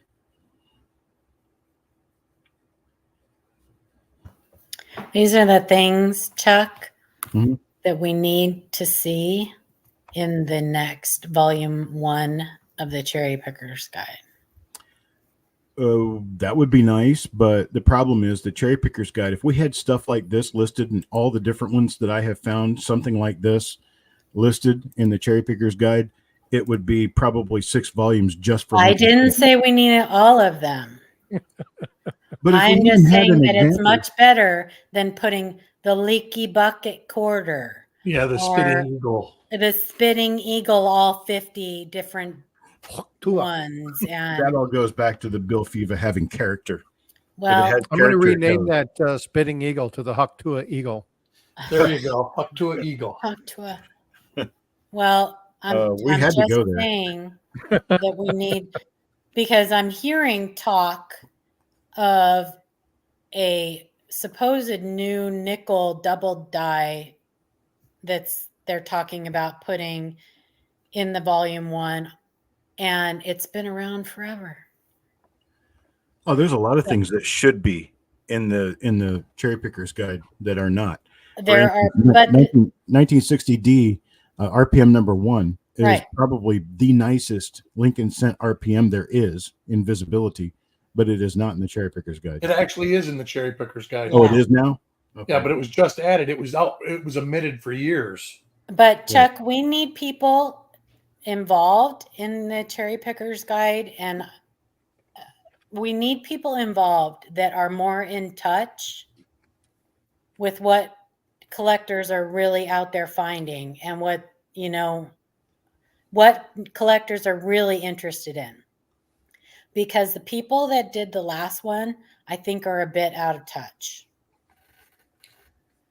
I don't think the people that did a lot of the last stuff, I don't think are necessarily numismaticists. I think they're more publishers than they are. And some people can't pronounce numismatist either. That's That would correct. be me. Numismaticist? Sorry. And generally, it's a Very if you can sensitive. understand what I said, I don't care if I said it right. Yeah, I'm Canadian. You got to give me a break. That's right. But at least you don't say incus obtuse. But anyway, I digress. Right. It's obtuse. So, but I really like, my point is, you guys in chat that know double dyes and varieties and things, start getting like trying to get in touch with Bill Fiva or people that maybe The aren't. last So, I heard, Bill Fiva was not in good health. he hasn't been for a long time, but I want to see things that really are something. Maybe I'm trying to be diplomatic here. You want to see something, and I guess that's why I like that Strike It Rich with Pocket Change. Yeah, book, I is know. it's got stuff in there that you can honestly look for in your pocket change. Yeah. Yeah. And Yeah. actually might find some of it. And not necessarily things that somebody has a motive for putting in there, an ulterior motive for Right, putting right. in there. You know what I mean? I think you know what I mean, where I'm I going do. with that. Chuck, I'm sure you know what I mean. Oh yeah. But Oh, for sure. yeah, I was very disappointed with the last cherry pickers guide, and I fear that that's the direction it's going in. Oh my goodness, stop There it! should go in the cherry pickers guy. What does he have in his mouth? Do I? What does he have in his mouth? Nothing. He's just laying on top of a cushion, which is pushing his lip up. Oh my god, he's so funny. Yeah, that's my Sherm. Oh my gosh, he's so funny. Anyway, Oh, you wicked wild dog. I just had to do that for a sec because I just love it so much. He's so cute. So, yeah, I would like to see things that people could actually, even the minor stuff. Uh-huh. I'd like to see things that people could actually find, and And that's good about copper coins. There's tons of stuff up there that people can find. I know that. Well, we need to work on a little bit more fervently on the complete redesign of copper coins because I have so many ideas that need to come out that are basically in my itty bitty head, and I've got to figure out how to get that on screen because I want to show finite people a large time, and small data. unfortunately. What was that? There's only a finite amount of time. Well, true. I understand that, and I mean it was realized in three stars yesterday. You got Richard Simmons, Rick Westheimer, and Shannon Doherty. I can't believe that. And I mean, one of them was 96, another one was 53. So you never know. You never know when you're going to go. Was she only 53? I thought she was older than me. Nope, 53. 53. Well, Richard Simmons was only 76 or something. I don't think that's like terribly, I don't know. And he was supposedly in good health. I think he is. He has secretly not been in good health for quite some time. Like secretly with the HIV? No, I don't know if it was that or if it was maybe like some form of cancer or something, but I think it's unreported to the public. I wish that a lot of them would keep their health things more under wraps. Yeah. Well, I mean, it's been known that Shannon Doherty's had cancer for a long time. Long time. Yes. She reminds me of Farrah Fawcett. Farrah Fawcett dealt with cancer for years and years before it finally took her. Right. Yeah. But, anyway, I would love to be able to do ask the question from the audience, but the problem is we are on like nearly a 3-minute time delay. And by the time you get a question up there for us to be able to see it and for us to do anything about answering it, you're going to get bored thinking that we're ignoring you. And that's just not the case. We just can't see everything we would like to be able to see. Hang on a second. You think we're on a 3-minute? I don't know. Okay. I mean, I don't know exactly what kind of. Okay. Do me a favor. Raise your hand. Me? Yeah. We are in a 0-second time delay. I'm talking about with us to I'm watching live. Oh, you're watching live. Okay. 10 seconds. Yeah, 10 seconds. Is it 10 seconds? Yep. And that's natural because they want to be able to. That's normal. They want to be able to filter out anything that you do or say that's bad. Yeah, so Okay, well, it's not what you think it is. Let's do this then. If we can get questions from the audience on what they would like to know more about, we can chit chat for that for a while before we take off. Okay. How's that sound? Sounds good. I know I do have Mr. a few McNaird, questions that have come in from 94. No, 99.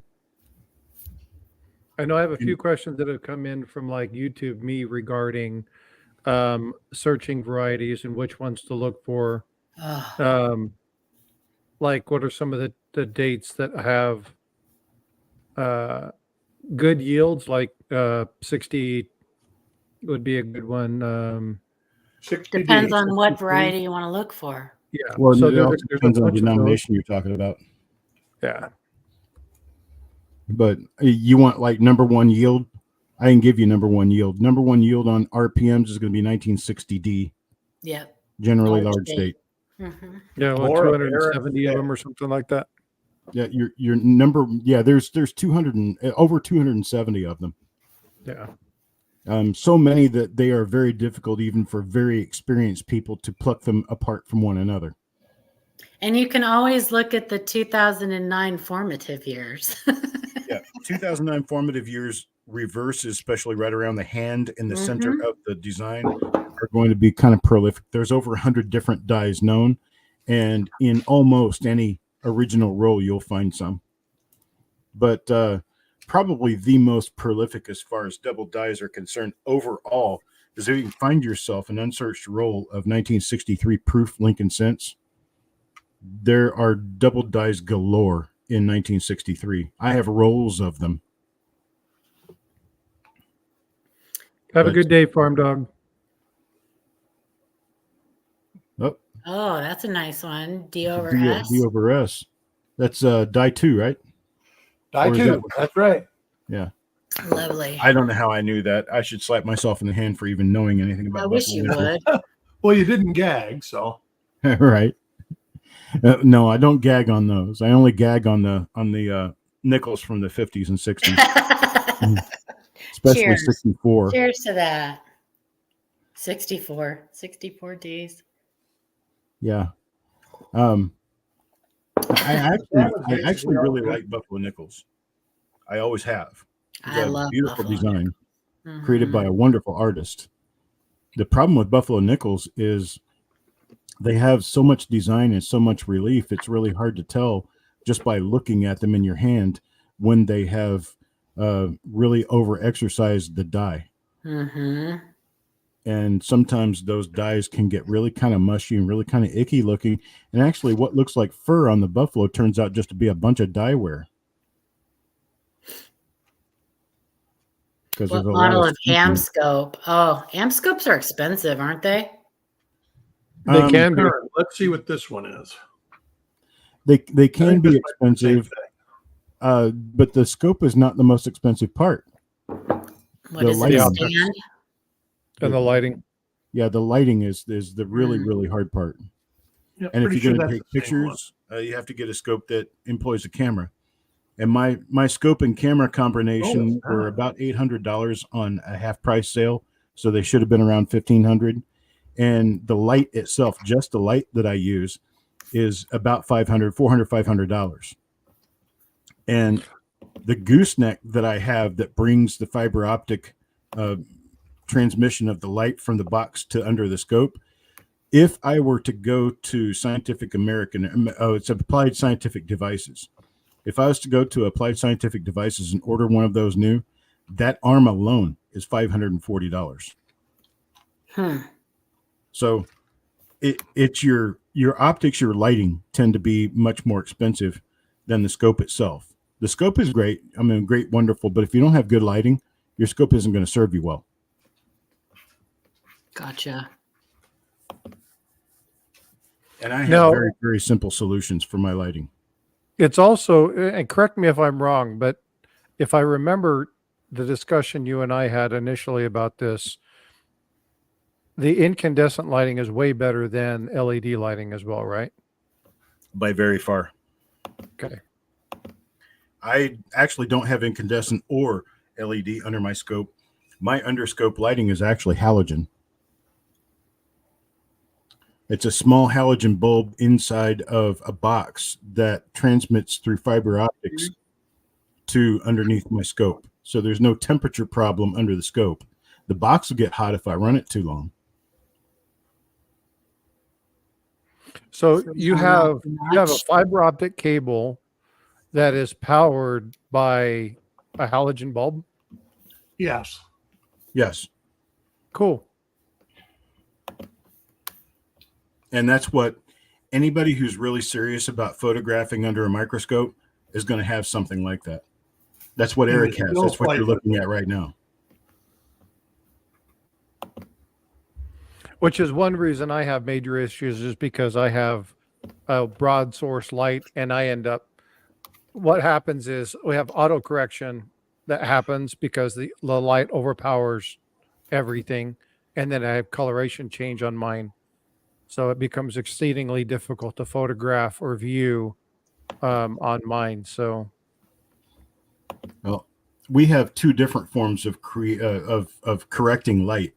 The first thing is that we can actually turn the rheostat on the box itself and turn the light, the amount of light up or down by changing the wattage of the output. Eric, if that's is that alive? I think that's alive on there. You can It is. you can show that just by turning the light up or down. Not that, but the rheostat. That's Oh. the second thing. So if you actually just turn the knob up or down, so you get more light or less light directly out of the scope. And then we have this exposure time on our M-Scope software that allows us to change the exposure time and make the images that you're getting lighter or darker. cool. Is that an RPM, Eric? Is that what we're looking at? It is. It turns It out is. it's WRPM number 1. Okay. It's on a half. It's on a half. Like styrofoam. Yeah, usually with Chuck, it's like it's a half. Styrofoam. Right. Which I've got a big pile of those things on my desk right now. I don't even know why. I guess it's because I have a pile of everything except the kitchen sink on my desk. Yeah, you do too. I got all sorts of stuff. Oh no, this is actually bad. But you don't have to I'll look to send you a understand. picture. I don't want to broadcast bad. Right. Well, here, I'll let you guys. I'm going to go ahead and represent myself. If I can figure out how here real quick. Hang on. Okay, so how do I do that? How do I make myself the focus of the show? Unshare this. Okay. Just remove it or Yeah, remove it. okay. And then And then on your picture, uh-huh.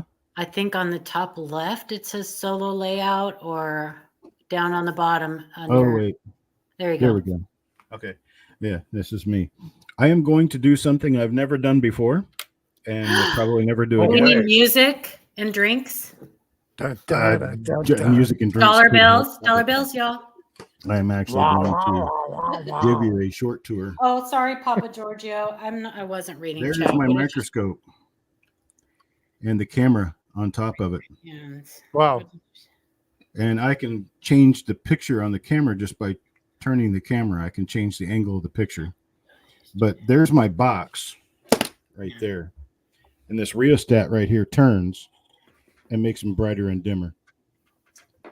And then this is the gooseneck I'm talking about. It's a double gooseneck. It comes around both sides of the scope.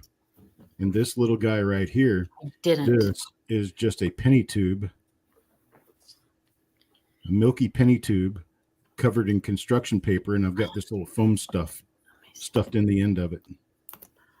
And it goes around. See, there's the ends of my fibers. But this lighting here would be too harsh. So I have to diffuse the light. Light diffusion is extremely important because Yes. you otherwise just don't get the picture the way it needs to be. Now I stick those into the ends of the tube, and then I've got this little platform that I use for my coins, and I set a coin on it. And up here on my screen, Sherman. there's Sherm. I have software that allows me to look at what's underneath. And if I move this around enough, figure it out why I've got blackness. Oh, I've got blackness because my light is in the way. Mhm. That's what did it. No, Papa Giorgio, I didn't get a picture. Okay, now my light is out of the way. Now I can refocus my scope, which is right here.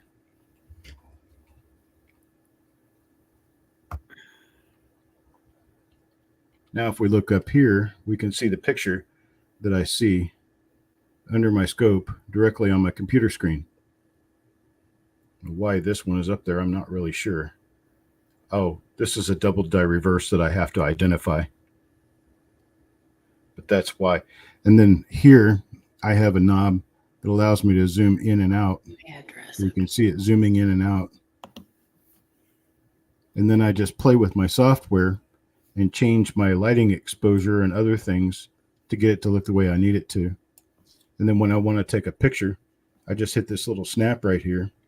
And that snap takes a photograph and adds it to the queue right up here.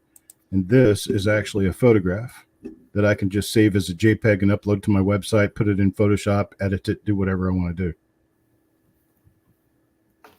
And so if I want to get rid of that picture, I didn't like it, I can just hit close and don't save and bye-bye. And then I can take all the other pictures I want to. And this is how Eric and I do what we do with copper coins. But We again, both folks, when he's talking about Fancy. this setup, he's using this for his business, not Yes. just for his general Yeah. playtime. Right. And that, I mean, that's why I've got thousands of dollars worth of equipment, because it pays off over time in being able to Right. publish all the images and stuff that I do. And Now, if you're going to do something, sorry, go ahead, Paula. I just said fancy. Yeah. No, I just wanted to cut you off. That's all I was trying to do. If you're going to be doing stuff like succeeded. selling on eBay or something like that, good quality photos will help you sell a coin way faster than poor quality photos. So if you're going to be selling or you're going to be listing things on websites or stuff like that, the better off, the better photos, the better quality photos you can get, the more people are going to utilize you either as a reference, as a resource, or potentially even buy a coin. One thing, and we talk about this a lot, especially with counterfeit coins or people who are trying to pull fast ones, is to put up crappy, blurry images or have something covered in plastic because it hides a lot of the details. So the quality of a coin, especially when you're trying to pick up or purchase something, because a lot of people can do a lot of stuff with lighting to hide a lot of the blemishes and stuff that are on a coin. So be really cautious when somebody takes something, the image quite isn't right. It's a little fuzzy, fadey, blurry, whatever. And they're trying to push something off as being an error of variety or some sort of highly collectible piece. Really look for good quality photos. It really does make a difference. here's something about the photo quality that I want to show you guys. This is Copper Coins. This is the website. A lot of people are familiar with the website, but they're not familiar with the idea of why do you have such great photos in some places and such horrible photos in other places? Well, it's because of time.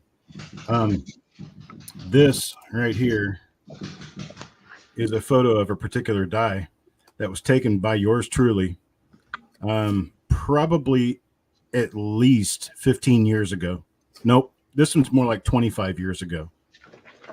Scott Roosh is a guy who quit sending coins to me a long, long time ago. So that's what our old photos look like.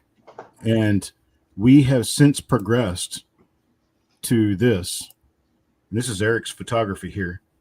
And you can see that there's an obvious difference in the photography that I showed you before and this. And that obvious difference is that we're using good optics, we're using good lighting, we're using a method, and we're coming together on our methodology on how it works so that our photos look very similar to one another. Mm-hmm. And we're saving them in much larger form, because when I started Copper Coins, I had all of 45 megabytes on the web, put my stuff. And now we have I think the size of the website is around 200 gigabytes now. So there's a huge difference in what we're able to do. Well, you've seen significant improvements in your photo quality just within the last 5 or 6 months too. You guys are constantly making revisions. You look at some of the stuff that's just recently posted, and the image quality is really nice. And you can also see, just in looking at these, what I call preview images, because that's what these are, they're thumbnails, that if you look at this thumbnail right here, it's nice in sharp focus, pretty, you can see everything, and it isn't pixelated. Whereas if you look at this one, it's very pixelated, very difficult to look at and figure out exactly what you're looking at. And the reason for this is that this photo was saved at 125 pixels squared back when, a long time ago, back when it was required that way, because I couldn't do anything larger and make it work. And then this photo was taken no more than a year ago. And so it saved at 250 pixels squared, which is the size of the box. And so there, I mean, there's obvious differences in quality over time, simply because we didn't list all this stuff in one day.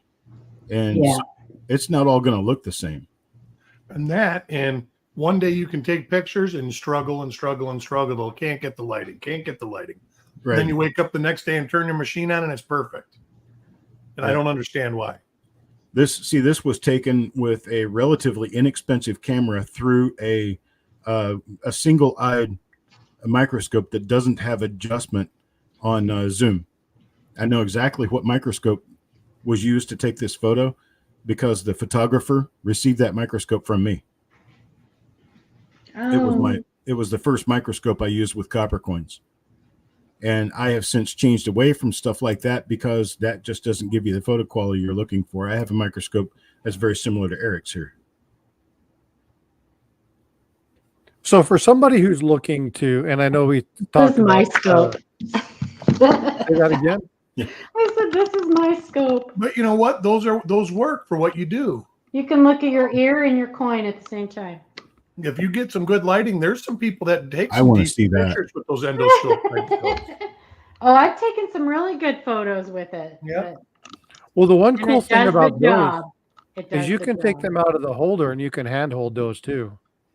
It does what I Yeah. need it to do. So You hold it like a magic marker and just go over your coins. look at these pics I got, Chuck. Wow, that looks That's like nice. That's a good piece. that looks like an original. Those look like original Wexler photos. These are Nope, they're even better These than are that. JT Stanton's photos. Oh, those are Stanton photos. Yeah. Those are definitely film camera photos. And there's I a know. number of ways that you can tell, but one of the better ways that you can tell is that the lighting is very flat.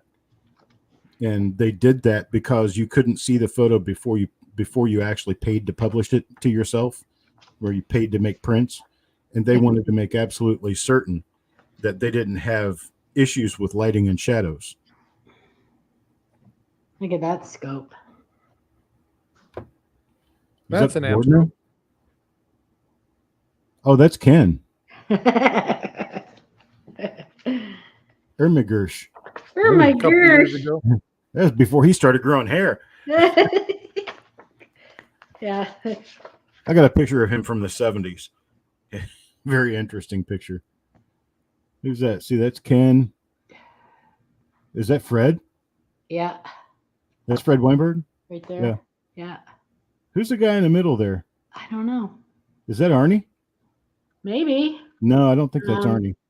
Doesn't say. I have a bunch of these photos that I need to figure out what they are. Scan them and send them to me. I can Yeah. help you with some of them. Yeah. Okay. I mean, not exactly like I rubbed shoulders with all the experts, but at one point in my life I did. Well, there may be a picture of you somewhere in here. No, that stuff's No. all too old for me. That stuff comes from the late 80s there. Yeah. Yeah, and that's a good idea. That would make a fun coffee table book. Look at the bed. Well, I had actually thought about doing that, writing a book about the history of the dive variety market, because it really only extends back to the 50s. The 55 double die changed everything for us. These are great. And coins made before 1955, for the better part, were all discovered long after 1955. Like the double dice from the 30s, those were discovered in the 80s. That E kind of looks a little bit. That's 59. That's a 59 E. Philly double die obverse. Yeah. Hey, Chuck, put a message for you in private chat. Okay. I think it's DD04, I think it was. 59P. That's me. I need to figure these out. So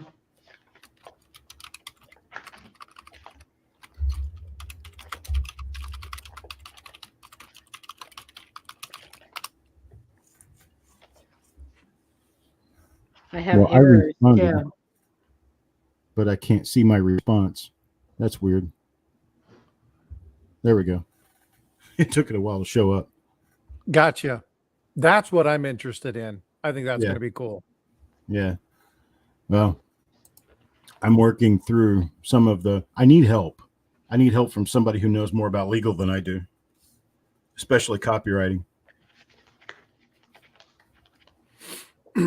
Yeah, I don't know near enough about it. That would not be Frosty. Look, Eric. Hey, you go. looky there, star of the show. Wait a minute. What are we doing that That's for? number What are we one doing there, that though, for? right? Let's Number do, two's closer to the set. hang on, let's do this. Oh crap. How do I Just do go this? click on the big box of Paula's down in the basement. There's a little Okay. box in the upper left-hand corner of her picture. There you go. What are we doing? Oh, Thank you for figuring that out for me, because that would have taken Fingering. time.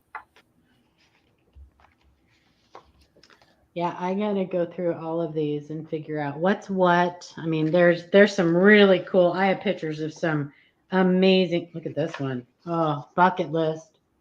Oh, yeah. Oh, for yeah. sure. That's the nicest baby. one of those, I think. Yeah. Some of That is these are. beauty. The last They're 3 or gonna be- 4 of those I found were Nicodate coins, Oh gosh. which I'd still take it. Oh yeah, you can tell Oh, from the yeah. feathers. The only way you Right. can tell sometimes is from the feathers. Yeah, but if you get acid on there enough, you can actually see the date digits, and it's like coin porn. What's that one, Chuck? Nice. What is that? It's a 37, isn't it? I don't know. I think it's a 37 coin. 18. 18, okay. 016.45. Nice. Really nice thickness there. Almost don't know how they could have functioned with all that, because that was a very expensive hobby at that time. Mm-hmm. That was definitely not something you're going to do and not spend a ton of money doing it. I have stacks on stacks of these, but I need to make not all of them because I won't live long enough to do all of them, but some of them I need to make like thumbnails and things. You know how Ken puts those up on his page? Like thumbnails with like descriptions and things like that. I might be able to help you with some of that process, and we can probably, do you have permission to rebroadcast those photos? Yeah, they're mine. Okay. So, I mean, I know that the photographer is no longer with us, and I don't know what kind of permission you were given regarding copyright. Well, I was just given the photos. They're mine. Okay. So to do with, and I think what his goal for me on these is to identify them and to make like educational posts. Yeah. To scan them and make, educational thumbnails and things like that out of them. If Right. they gave you that language, then they're giving you overarching permission to use those photos. Oh no, they're mine. He gave me the photos. And these guys didn't deal with contracts and copyright and things like that. You know what I mean? Like this was like a here. See, there's something else I've always wanted to do, but I've not received any official permission because the author is deceased and his family will not respond to my communication. Mm. But I've always wanted to republish Delma Romine's extremely rare book on die Ah. state. Yes. I have everything it takes to republish that, but I don't want to do it. I guess if I do it and I don't charge anything for it, that would be a possibility. Maybe. But I've contacted his family and they don't respond. My only best next thing is to actually knock on their door. Now, was that distributed through Koneka? No, it was No. actually a self-published guide. It takes up 4 little spiral photo books. Right, right. I'm gonna have to get off here real Okay. quick. I gotta go pick up my grandson's friend and take them to church. So Well, you go right ahead. yeah, so we'll talk about these, Chuck, because I'm not gonna just let them sit in a box. I need to do something with them, and I don't have I'm trying to figure out the best way to do it, and I just have to research them. The error coins, I got that covered. Like I know what they are. I can identify them and write Yeah. something up on them. But Well, what we can probably do is I have ways of being able to auto scan photos like Mhm. that, and I'll probably be able to put them in an online repository, like what I could call a secret place that we know where it is, Mhm. where we could get to them and identify them on a database page that I could build, and then the database would be able to recall the image with what it is. Okay. So, and my thought is 100 years. And Papa Giorgio, I did get that picture. Thank you. That's a crack up. He took a picture of a road painting, I guess. It's the turn only thing that they paint with the white letters that's doubled. It's really funny. Yeah. We do tend to, us variety collectors do tend to look at find those things. Like I've seen the speed limit signs 55 doubled before. Yeah. So anyway, okay, you guys have fun. It was Have a great day, Paula. pleasure listening to you guys and talking to you. Bye, everybody in chat. Have a good Do one. you know what year that book was created? The book I'm talking about, Yeah. 86 or 87. The life of a copyright for books 70 years. created after 1978 is 70 years. Okay. So it would be a lot longer than I have, Right. because I would be over 85, 90 years old if I was going to do it.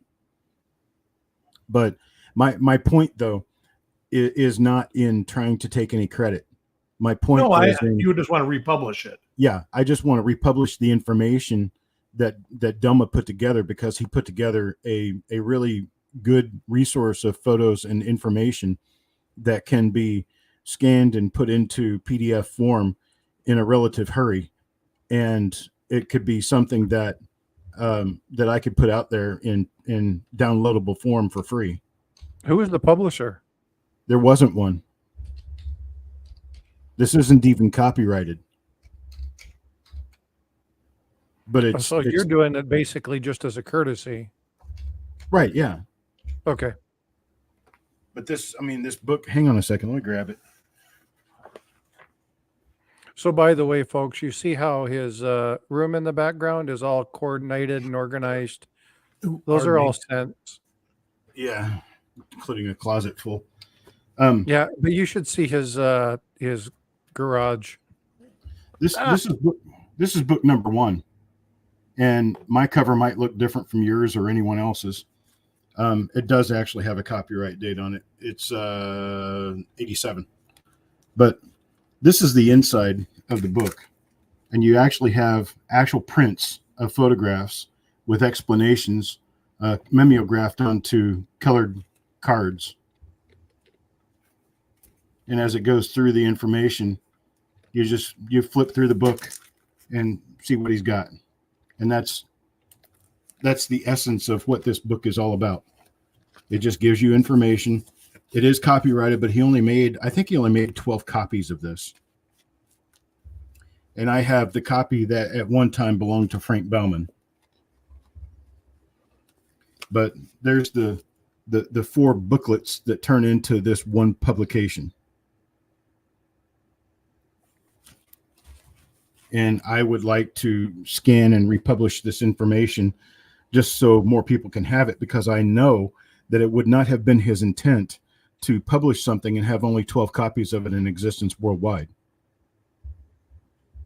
I would think he would want to see it in collectors' hands. So I'm going to get my mugshot off of here. Go to something else.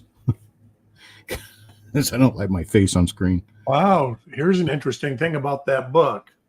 What's that? The most notable accomplishment, this is off of an autobiography on Kaneka,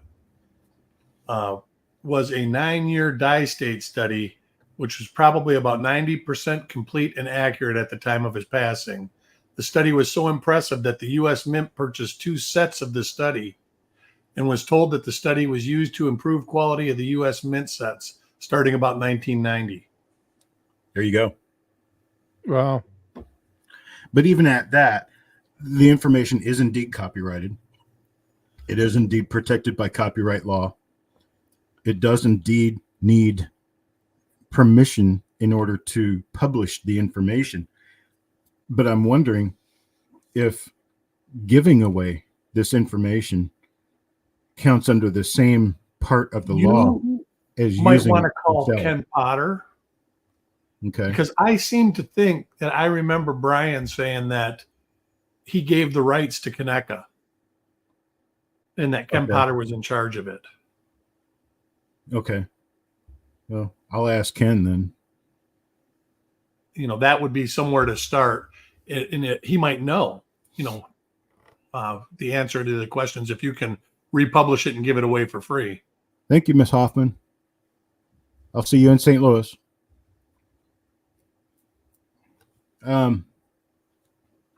Yeah, we have there's just a lot of things, and I started really thinking about all this stuff when I was about 27, 28 years old, and I've aged 30 years since then. So it's I've really got to start getting on the move with stuff and trying to like figure out how I want to do something without letting my perfectionism get in the way.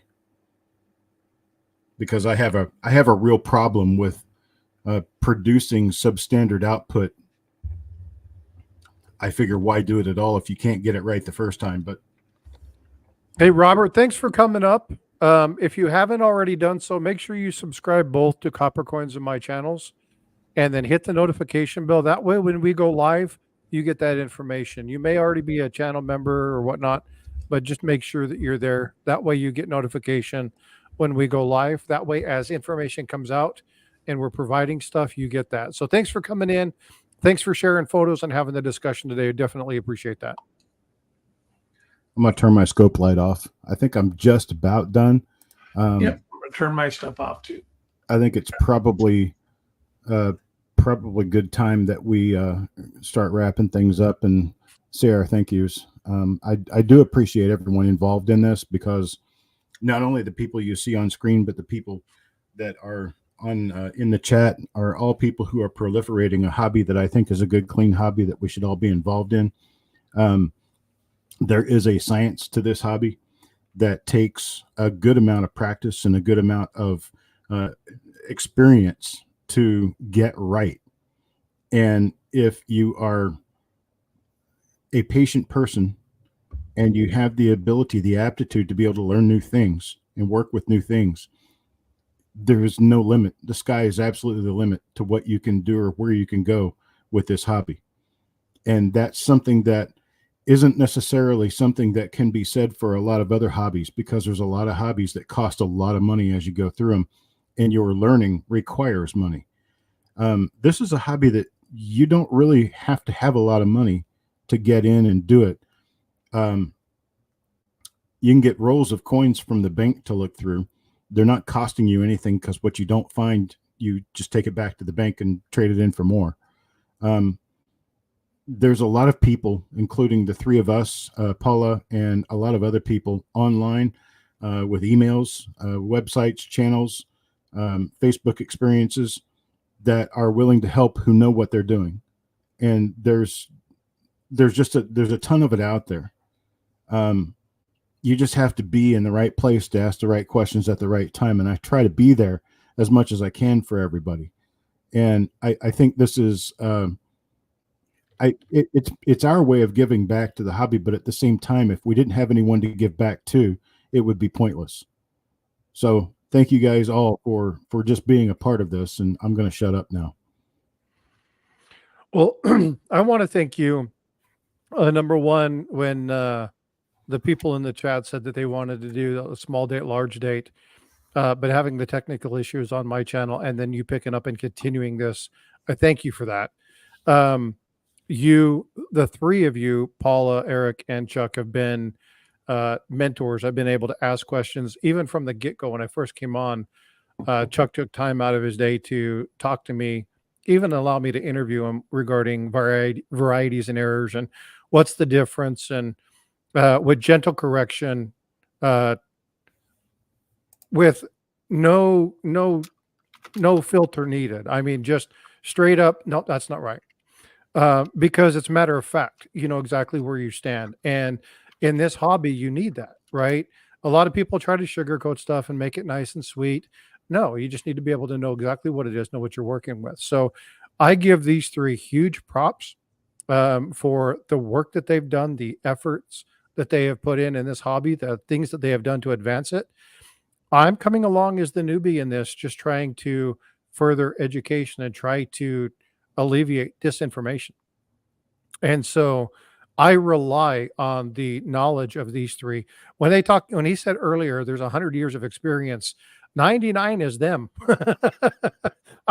I'm 1 year of experience with this. So I come in, I really have a desire to improve the hobby and make sure people are protected.